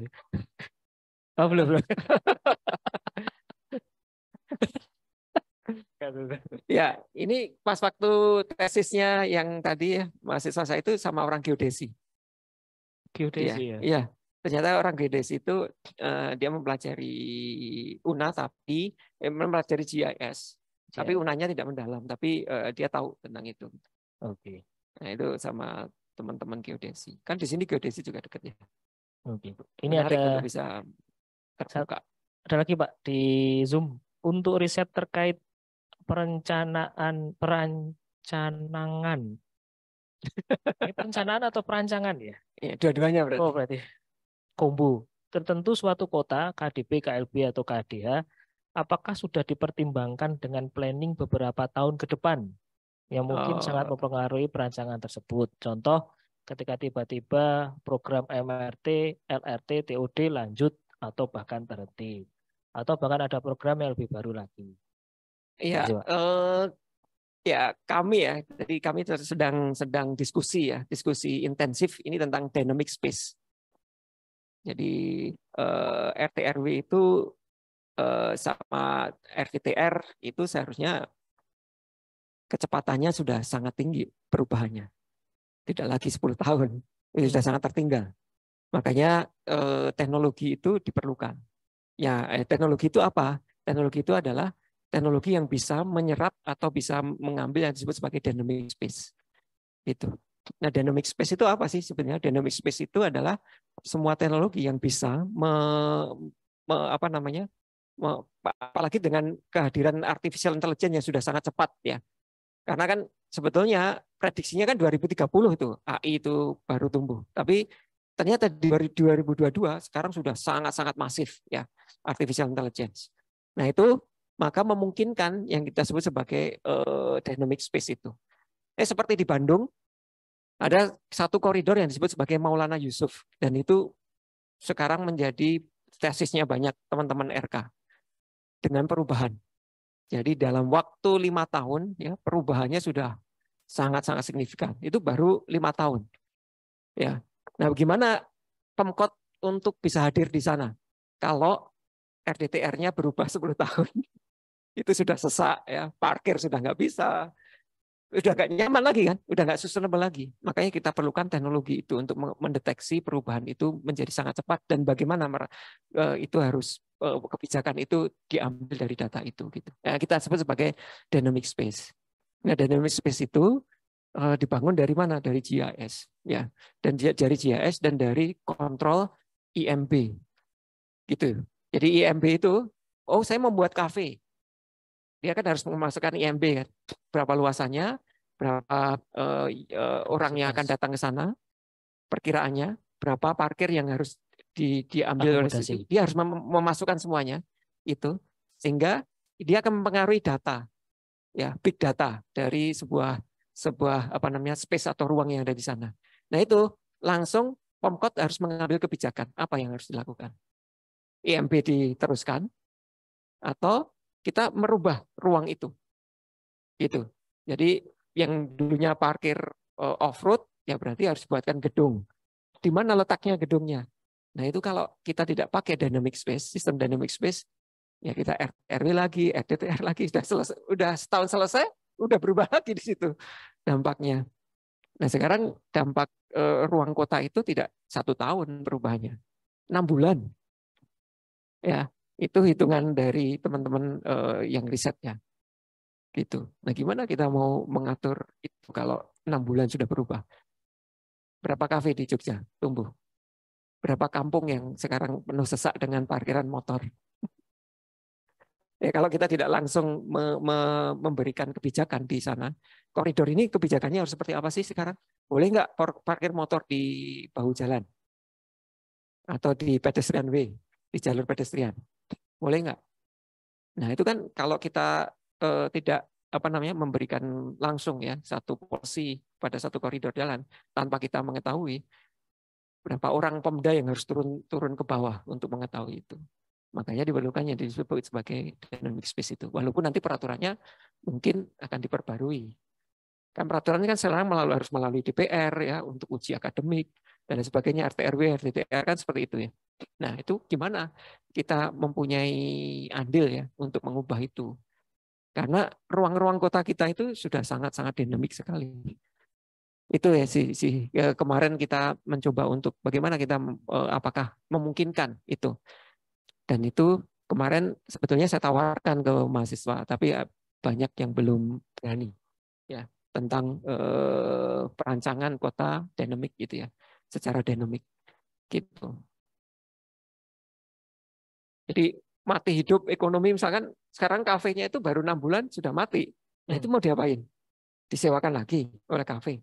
Itu kan orang melihat gimana nih. Nah gimana itu dirubah? Gitu. Nah, itu kayak gitu. Mixu, Pak. Iya, mixe. Nah, gitu dampak mixe ya terhadap perubahan ruang. Wah, gitu. Judul tesis guys, ayo segera proposal duluan. Reserve basis. Oke. Ada lagi yang mau bertanya kah? Buat teman-teman sini. Iya. Silakan Mas. Anu aja biar zoom-nya juga kedengaran. Sorry. Assalamualaikum warahmatullahi wabarakatuh. Nah, bukan Pak. Karena saya Widi, kebetulan saya alumni gitu, jadi agak selundupan ke sini gitu. Jadi saya agak tertarik tadi pada beberapa poin yang jadi highlight gitu kan. Pertama sih soal yang di Makassar gitu. Tadi mungkin sedikit cerita, kebetulan tahun 2015 kita pas itu masih jadi mahasiswa di DKB dulu, ikut sayembara tentang temanya urban design gitu.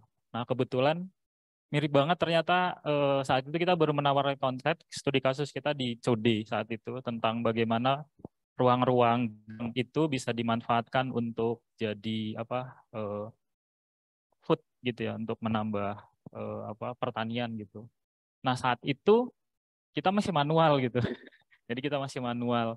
Kita buat life cycle analysis, buat tomat itu kita riset tentang berapa waktunya gitu, benar-benar manual sehingga kita bisa dapat satu pola, bisa menanam gitu. Nah ternyata di sini sudah dibantu dengan AI gitu ya, dan itu sangat wow sekali gitu. Jadi bisa automation kalau saya baca tentang AI gitu. Nah pertanyaan saya itu adalah terkait AI-nya sih, saya kebetulan lagi tertarik dengan AI gitu karena tadi sangat benar, sangat memborbardir gitu kan. Akhirnya saya coba membaca dan saya coba riset kecil-kecilan tentang AI, saya terus baca tentang generative artificial intelligence gitu yang sekarang tuh ada Midjourney dan teman-temannya gitu. Nah, nah, sejauh mana kita sebagai seorang perancang gitu ya menggunakan artificial itu untuk kita ya riset untuk merancang gitu. Pertama itu. Karena kalau saya lihat tuh rasanya tinggal klik langsung jadi gitu kan. Jadi langsung jadi. Ya, karena mungkin kita pengguna bukan kreator si machine learning-nya gitu. Itu pertama. Kedua, kalau kita tertarik tuh di bidang itu, mungkin Pak Doni ada source untuk kita belajar nggak tentang artificial intelligence itu? Apakah kita harus ngerti dulu tentang coding-coding? Apakah kita harus belajar tentang bisa membuat machine learning-nya gitu, sehingga apa yang kita pikirin gitu ya, misalnya kita misalnya pengen buat urban design di satu koridor, apa kita mau mengidentifikasi sebuah bentuk urban design atau elemen arsitektur itu tuh dengan mudah untuk kita. Kalau sekarang kan masih sangat manual gitu ya. Padahal teknologinya tadi 30 ke 2022 gitu, sangat cepat. Mungkin di 2030 udah orang nggak butuh arsitek, itu tinggal running mesinnya doang gitu yang jalan gitu. Makanya kita mungkin harus beradaptasi, itu yang saya jadi eh, pikiran sih sebagai seorang perencana gitu ya. Gitu. Mungkin itu sih Pak gitu. Terima kasih Pak Doni. Assalamualaikum warahmatullahi wabarakatuh. Waalaikumsalam. Langsung jawab. Wah, ke-trigger ya kita ini. Ke-trigger. Monggo Pak Doni. Baik, ini gara-gara Elon Musk ini sebetulnya. Sehingga AI yang diperkirakan baru muncul di 2030, dia muncul di 2022. Dan sangat masif di 2023 gitu ya. Saya di HP saya, di laptop saya sudah mengelis ya semua software artificial intelligence yang berkaitan dengan penulisan jurnal sama desain ya. Dan itu lebih dari 150. Kalau mau listnya saya kirim. Nanti kalau ini apa namanya? Pak Jodat sudah saya kasih spill. Sudah jadi korban. Sudah jadi korban. Ya, di ITB sendiri kebetulan saya juga jadi supervisor untuk S1 ya. Itu AI sudah sangat jamak dilakukan. Jadi kita boleh memakai AI asal itu di state bahwa rendering saya pakai AI. Gitu. Jadi sekarang walaupun di dalam proses asistensi kita tetap asistensi tentang fungsi ruang dan sebagainya, tapi sebatas rendering mereka oke pakai artificial intelligence gitu. Karena memang satu dua hal itu kita tidak bisa dipungkiri ya, daripada mahasiswa itu cheating, lebih baik mereka terus terang gitu. Kemudian AI dipakai sebagai start idea gitu. Starting point ya, idea itu boleh di ITB. Jadi pakai Midjourney, DALL-E, pakai Stable Diffusion misalkan seperti itu, pakai Netcafe boleh aja. Itu baru 4 yang saya sebutkan, masih banyak. Atau sekarang ada Firefly kan, yang di Adobe. di Photoshop kan, Iya. ada Photoshop ya, Firefly itu, wah itu sudah, aduh itu udah ada Dragon ya, Dragon itu udah melebihi Photoshop ya. Jadi Anda cuman kasih gini bisa buat 3D. Jadi, Anda cuman gambar gini, kemudian di render, kemudian dibelokkan itu sudah jadi 3D. Dari 2D menjadi rotasi dan menjadi movie. Itu kehebatannya AI sekarang. Itu baru keluar ya seminggu yang lalu. Namanya Dragon Application. Kalau Anda mau lihat. Anda pakai Skybox gitu ya. Untuk membuat apa? Untuk membuat kota. Hanya dengan prompting, hanya dengan kata-kata. Atau Anda hanya dengan sketsa tangan aja. Saya sketsa tangan gitu. Kemudian prompt tropical cities in the forest gitu udah jadi. Dan itu 3 dimensi. Bisa dilihat 360 derajat. Skybox. Ya. Wah, ini yang saya spill boleh nggak saya? Nanti Boleh, mereka pakai semua. Oke. Boleh. Ya, boleh. Gitu ya. Nah, terserang ya. Jadi AI di bidang art itu sekarang sudah sangat ya, kita nggak bisa denial lagi bahwa itu memang harus dihadapi gitu. Jadi mahasiswa bagi kami ya udah boleh aja mereka melakukan. Sebatas di ide pertama atau di akhir rendering. Nah, di proses ini mereka harus tetap asistensi. Karena kan AI itu belum bisa ya mengenerate denah bangunan yang bagus gitu, belum bisa. Menjadi DED misalkan atau menjadi detail drawing gitu. Ya. Malah sudah nih. Saya terlambat berarti. Nah, itu nanti BIM ya, nanti muncul di sana. Nah, ya kita nggak bisa. Nah, kalau yang di di Makassar ini, saya memakai Virginia Tech ya, memang proyeknya Virginia Tech dari Amerika. Mereka memakai big data. Big datanya apa saja sih yang dipakai? Itu polusi, ya, tingkat polusi dari satu ruang yang ada di sana. Makanya kita meletakkan sensor ya di setiap koridor. Jadi ada sensor polusi, sensor temperatur, sensor radiasi, sensor kelembaban gitu, kemudian keasaman dari tanah, kemudian mineral itu adalah air yang harus disuplai pada waktu dia masuk ke tumbuhan gitu. Kemudian ada video, ada image capture. Jadi image capture itu akan mengcapture setiap pertumbuhan dari tumbuhan. Nah, itu akan dimasukkan ke dalam cloud dan itu menjadi big data. Nah, itu big data itu kemudian dibuat disatukan. Kemudian dari penyatuan itu kita akan mengetahui seberapa besar atau forecasting. Nah, AI itu kan bisa forecasting dengan sangat mudah. Forecasting untuk ini tumbuhnya dia akan baik ya. Satu tumbuhan tertentu. Nah, tumbuhan misalkan tomat itu dia mempunyai parameter pertumbuhan yang baik. Itu berdasarkan data itu tadi. Nah, kayak gitu sebetulnya. Jadi big data itu adalah yang harus kita kumpulkan di sana. Sementara Comcode kan tidak punya, yang kita supply beberapa sensornya kita tempelkan di setiap gang itu tadi, sehingga dia mengubah mengubah koridor-koridor. Jadi koridor ini misalkan, ini kalau dia ditanamin tomat, dia tidak boleh polusinya tinggi, makanya ditutup. Dan pada waktu ditutup, kita pakai space syntax atau pakai UNA itu untuk mengetahui dia harus dilewatkan mana gitu. Satu kawasan gitu. Nah, ini bareng-bareng. Makanya Kota Makassar itu kalau mau menjadi food security-nya tinggi, maka struktur kotanya harus dirubah. Gitu. Itu fungsi dari AI untuk Kota Makassar gitu ya. Jadi AI itu satu sisi ya seperti seperti koin ya, atau seperti mata pisau gitu. Satu sisi memang dia sangat-sangat kita khawatir gitu ya, tapi satu sisi sangat-sangat membantu. Yang paling penting sekarang adalah big data.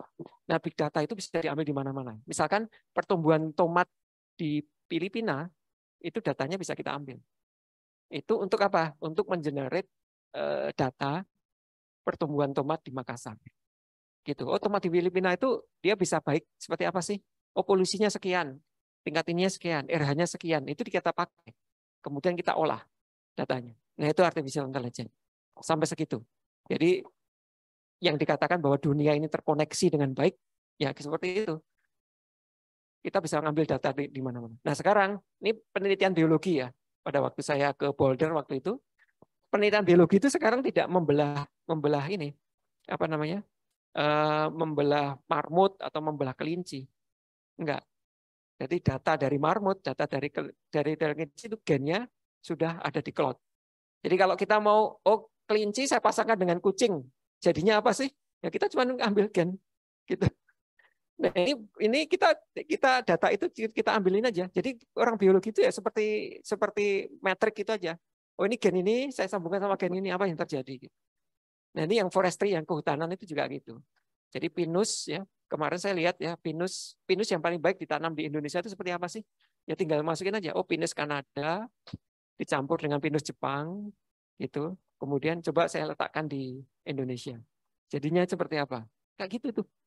Itu artificial intelligence. Big datanya ada seperti itu. Mengerikan kan? Jadi kita bisa cloning nih. Ini kalau Om Jonet sama misalkan sama Julia Robert misalkan gitu. Nunung.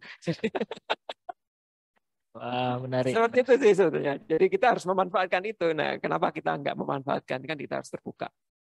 Begitu juga dengan rancang kota ya. Kita sudah tersedia sih data kita sudah tersedia sangat masif.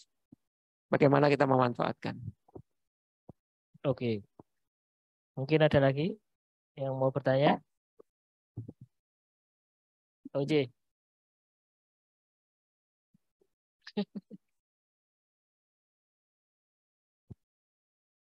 Ya, matur nuwun Pak Jonet. Assalamualaikum warahmatullahi wabarakatuh. Terima kasih Pak Doni atas kuliah tamunya dan banyak hal yang kita dapatkan ya teman-teman dari Pak Doni tadi.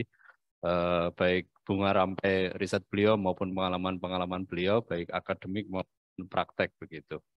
Dan ini saya pikir juga cukup membuka mata kita bahwa rancang kota itu memang dimensinya sangat luas begitu ya. Dan tadi Pak Doni menawarkan bahwa salah satunya adalah quantitative approach gitu. Dan bagi saya ketika membaca urban design reading ya Bu Wida ini memang ada sosial, ada perseptual, ada morphological, ada visual ya, kemudian ada temporal kalau nggak salah, kemudian juga ada fungsional. Nah, sebenarnya apa yang kemudian dikerjakan oleh teman-teman urban designer saat ini, terutama yang terkait dengan environment, itu memang belum secara eksplisit itu termaktub di dalam urban design reading-nya Carmona dan teman-teman itu. Saya pikir ini adalah satu scoop ya, dimensi urban design yang cukup terbuka begitu ya, baik mungkin secara teknikal, environmental maupun juga ekonomi. Ekonomi sama sekali kalau di urban design memang tidak tersentuh karena mungkin saja ada satu paradigma yang kemudian mengatakan bahwa ketika environmental itu masuk, ekonominya jadi lemah atau sebaliknya dan seterusnya. Nah, saya hanya ingin menggarisbawahi Pak Doni bahwa Pak Doni punya pengalaman yang cukup panjang begitu, tetapi mungkin teman-teman di sini juga sebagai satu promosi atau sebagai satu initial support begitu untuk bahwa biar mereka terbuka, saya pikir bagus begitu. Tapi mungkin dari pengalaman Pak Doni ada beberapa hal yang saya pikir juga teman-teman perlu sadari begitu ya, bahwa tidak semuanya bisa dikuantitatifkan atau tidak semuanya bisa dikualitatifkan. Bahkan mungkin ada kalanya kita harus menggunakan kedua-duanya begitu. Di skala yang mungkin datanya banyak dan kemudian juga kita baru dalam taraf mentipologikan misalnya atau mengidentifikasi secara garis besar mungkin kuantitatif. Tetapi ketika nantinya tadi Pak Doni juga mengungkapkan bahwa setiap space bahkan sekecil apapun itu punya perbedaan-perbedaan dan itu sangat tergantung dari persepsi dari penggunanya begitu ya. Misalnya itu sudah sangat kualitatif begitu. Nah, dari situ Pak Doni, apakah kemudian Pak Doni punya satu rangkuman ya atas apa yang Pak Doni sekarang ini juga dalami begitu, bahwa ini baru bisa di tataran ini begitu, sehingga mungkin saja ada ruang-ruang terbuka untuk kemudian mengelaborasikannya. Saya setuju bahwa urban design adalah ilmu yang juga sangat terbuka, bahwa dia ada di dimanapun dan meskipun ujung-ujungnya adalah physical setting, wujudnya adalah, tapi dalam pengambilan prosesnya itu memang sangat multidimensi begitu. Nah, saya membutuhkan teman-teman ini juga paham itu Pak Doni. Jadi apakah Pak Doni juga bisa menegaskan begitu atau memberikan satu clue bahwa ini bisa dipakai asal apa? Ya mungkin prerequisite-nya, prereq-nya ini S dan K-nya juga banyak begitu misalnya atau apa gitu. Monggo Pak Doni. Kurang lebihnya mohon dimaafkan. Assalamualaikum warahmatullahi wabarakatuh. Waalaikumsalam warahmatullahi wabarakatuh. Saya maafkan dulu Pak.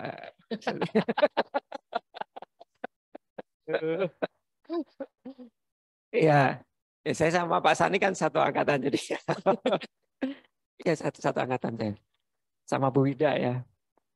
Iya. Disebutkan itu aja itu loh. Gitu. Oke Pak Sani, saya pikir apa namanya ini hanya introduction aja ya, bahwa ada satu sisi kuantitatif yang memang dibutuhkan ya, dibutuhkan untuk kita semuanya pada waktu kita merancang gitu.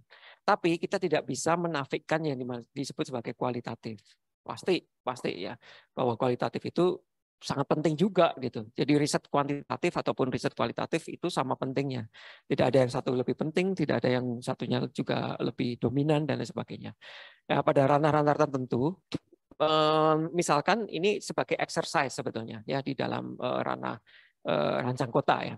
Yang terutama yang di bagian saya itu adalah exercise bagaimana sebetulnya mengenerate data. Kemampuan secara critical thinking itu adalah mengenerate data pada suatu kawasan yang memang dipilih gitu. Kalau ada satu kawasan ini, kira-kira apa sih sebetulnya yang bisa digenerate datanya gitu. Dan bagaimana saya menciptakan data itu sebetulnya yang paling penting di sana. Jadi yang seringkali kita lihat bahwa kita melihat satu kawasan, sebaiknya udahlah ditata secara subjektif aja atau secara kualitatif aja gitu.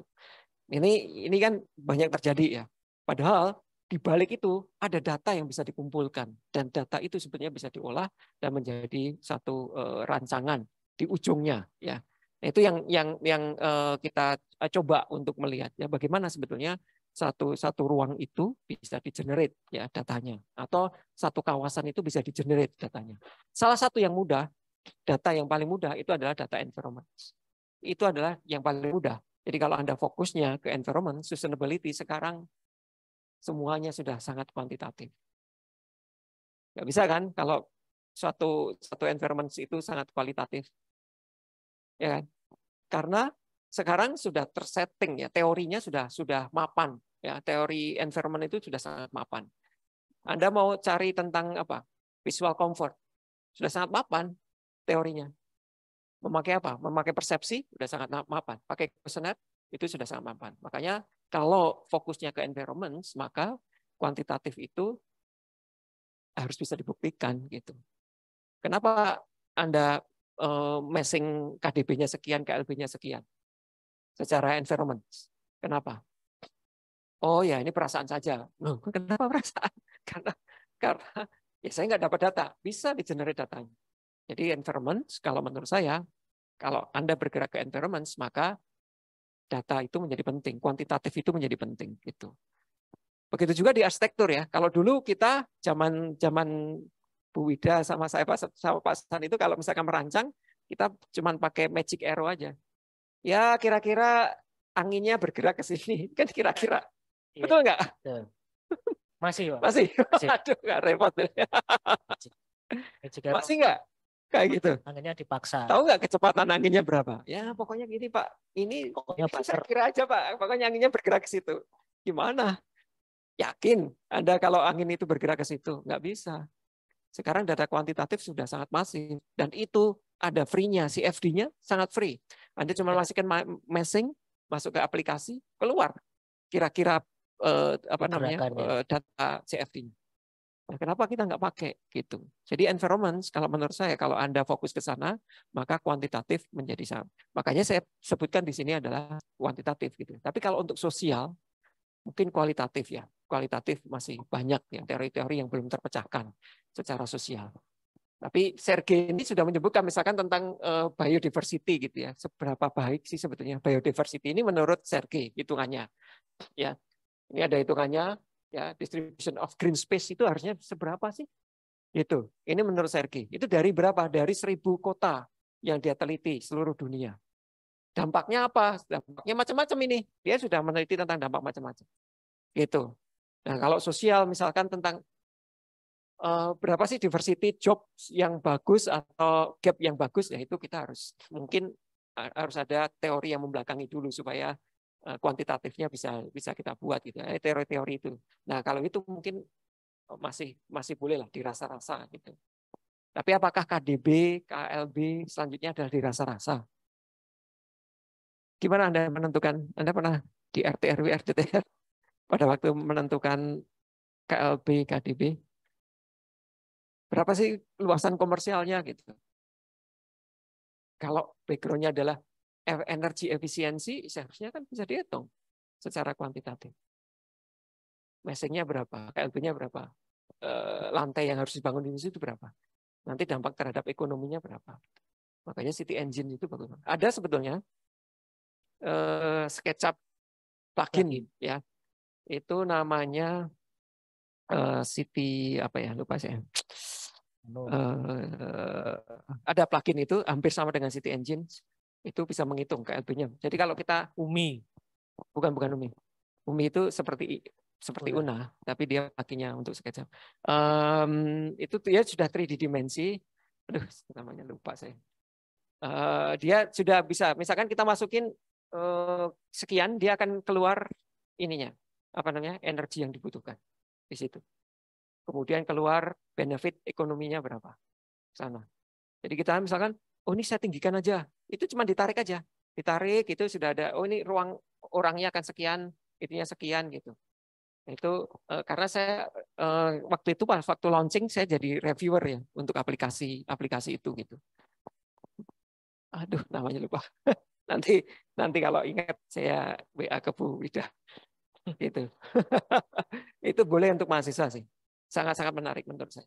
Jadi mana sih yang perlu kualitatif dan kuantitatif? Kalau Anda ke lingkungan, sebaiknya sekarang sudah mulai kuantitatif lah. Janganlah coret-coret pakai magic arrow katanya. Jadi magic arrow, ini anginnya ke sana kok supaya ini. Padahal angin itu kan bisa belok-belok. Annualnya. Matahari udah jelas rotasinya. Ya kan? Kadang-kadang masih dipaksa matahari juga. Oh, masih. Matahari udah jelas rotasinya, berapa waktunya dan lain sebagainya. Masa kita masih pakai kualitatif? Masih. Waduh, pengennya kayak gini lah. Kenapa? Ya ingin aja Pak gitu. Masih banyak yang percaya kalau paling panas itu jam 12. Salah. Itu salah besar. Jam 12 siang itu hari yang jam paling panas, masih banyak yang percaya. Iya. Ini kalau sustainability Anda pakai rumusnya Salat itu sudah kuantitatif lah. Ya, gitu. Tapi kalau untuk sosial psikologi itu mungkin masih ada, kita perlu attach terhadap psikolog. Ya. Gitu Pak Sani mungkin ya. Makasih. Oke, terima kasih Pak Doni. Bu Wida mungkin. Oh.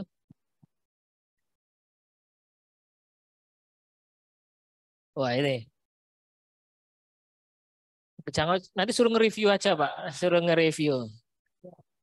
Oh, loh, ya eksternal. Ada kaosnya. Kewanan anaknya Pak Dar loh.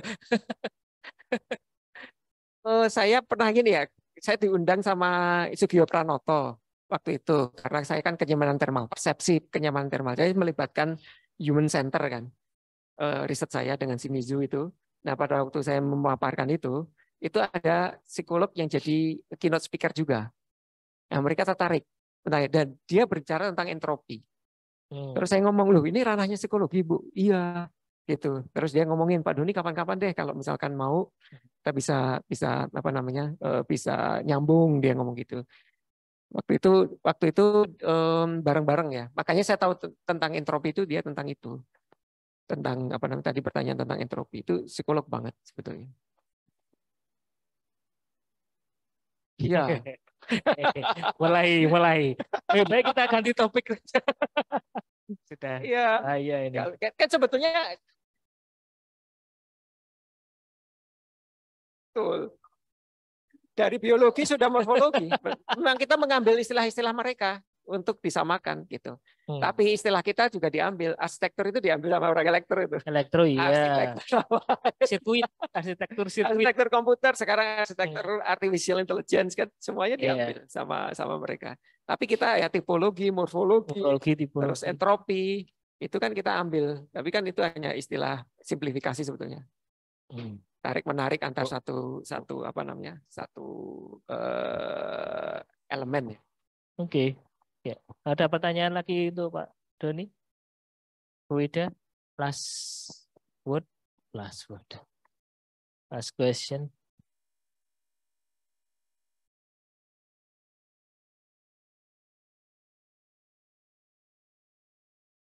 Jadi kalau yang mengikuti betul. Barangkali kalau melihat dari berbagai dimensi ini mungkin bisa jadi lebih ke fungsionalnya ya. Jadi dengan kuantitatif itu katakanlah aspek fungsional ini tercapai begitu ya dari penyelesaian komponen-komponen ruang kotanya begitu. Sehingga dengan penyelesaian kuantitatif ini ada satu jaminan bahwa nantinya akan bisa berlangsung dengan baik, akan bisa nyaman dan sebagainya.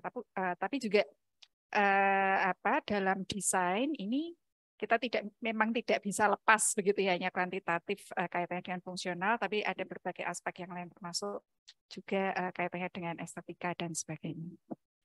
Oke, terima kasih sekali Pak Doni. Mungkin ada yang lain? Saya kembalikan ke Pak Jonet. Amplopnya luruh lagi.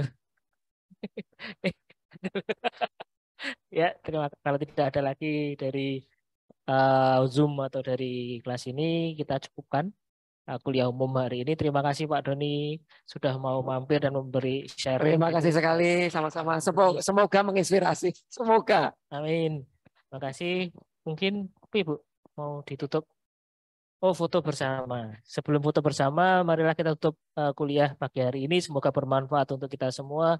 Assalamualaikum warahmatullahi wabarakatuh.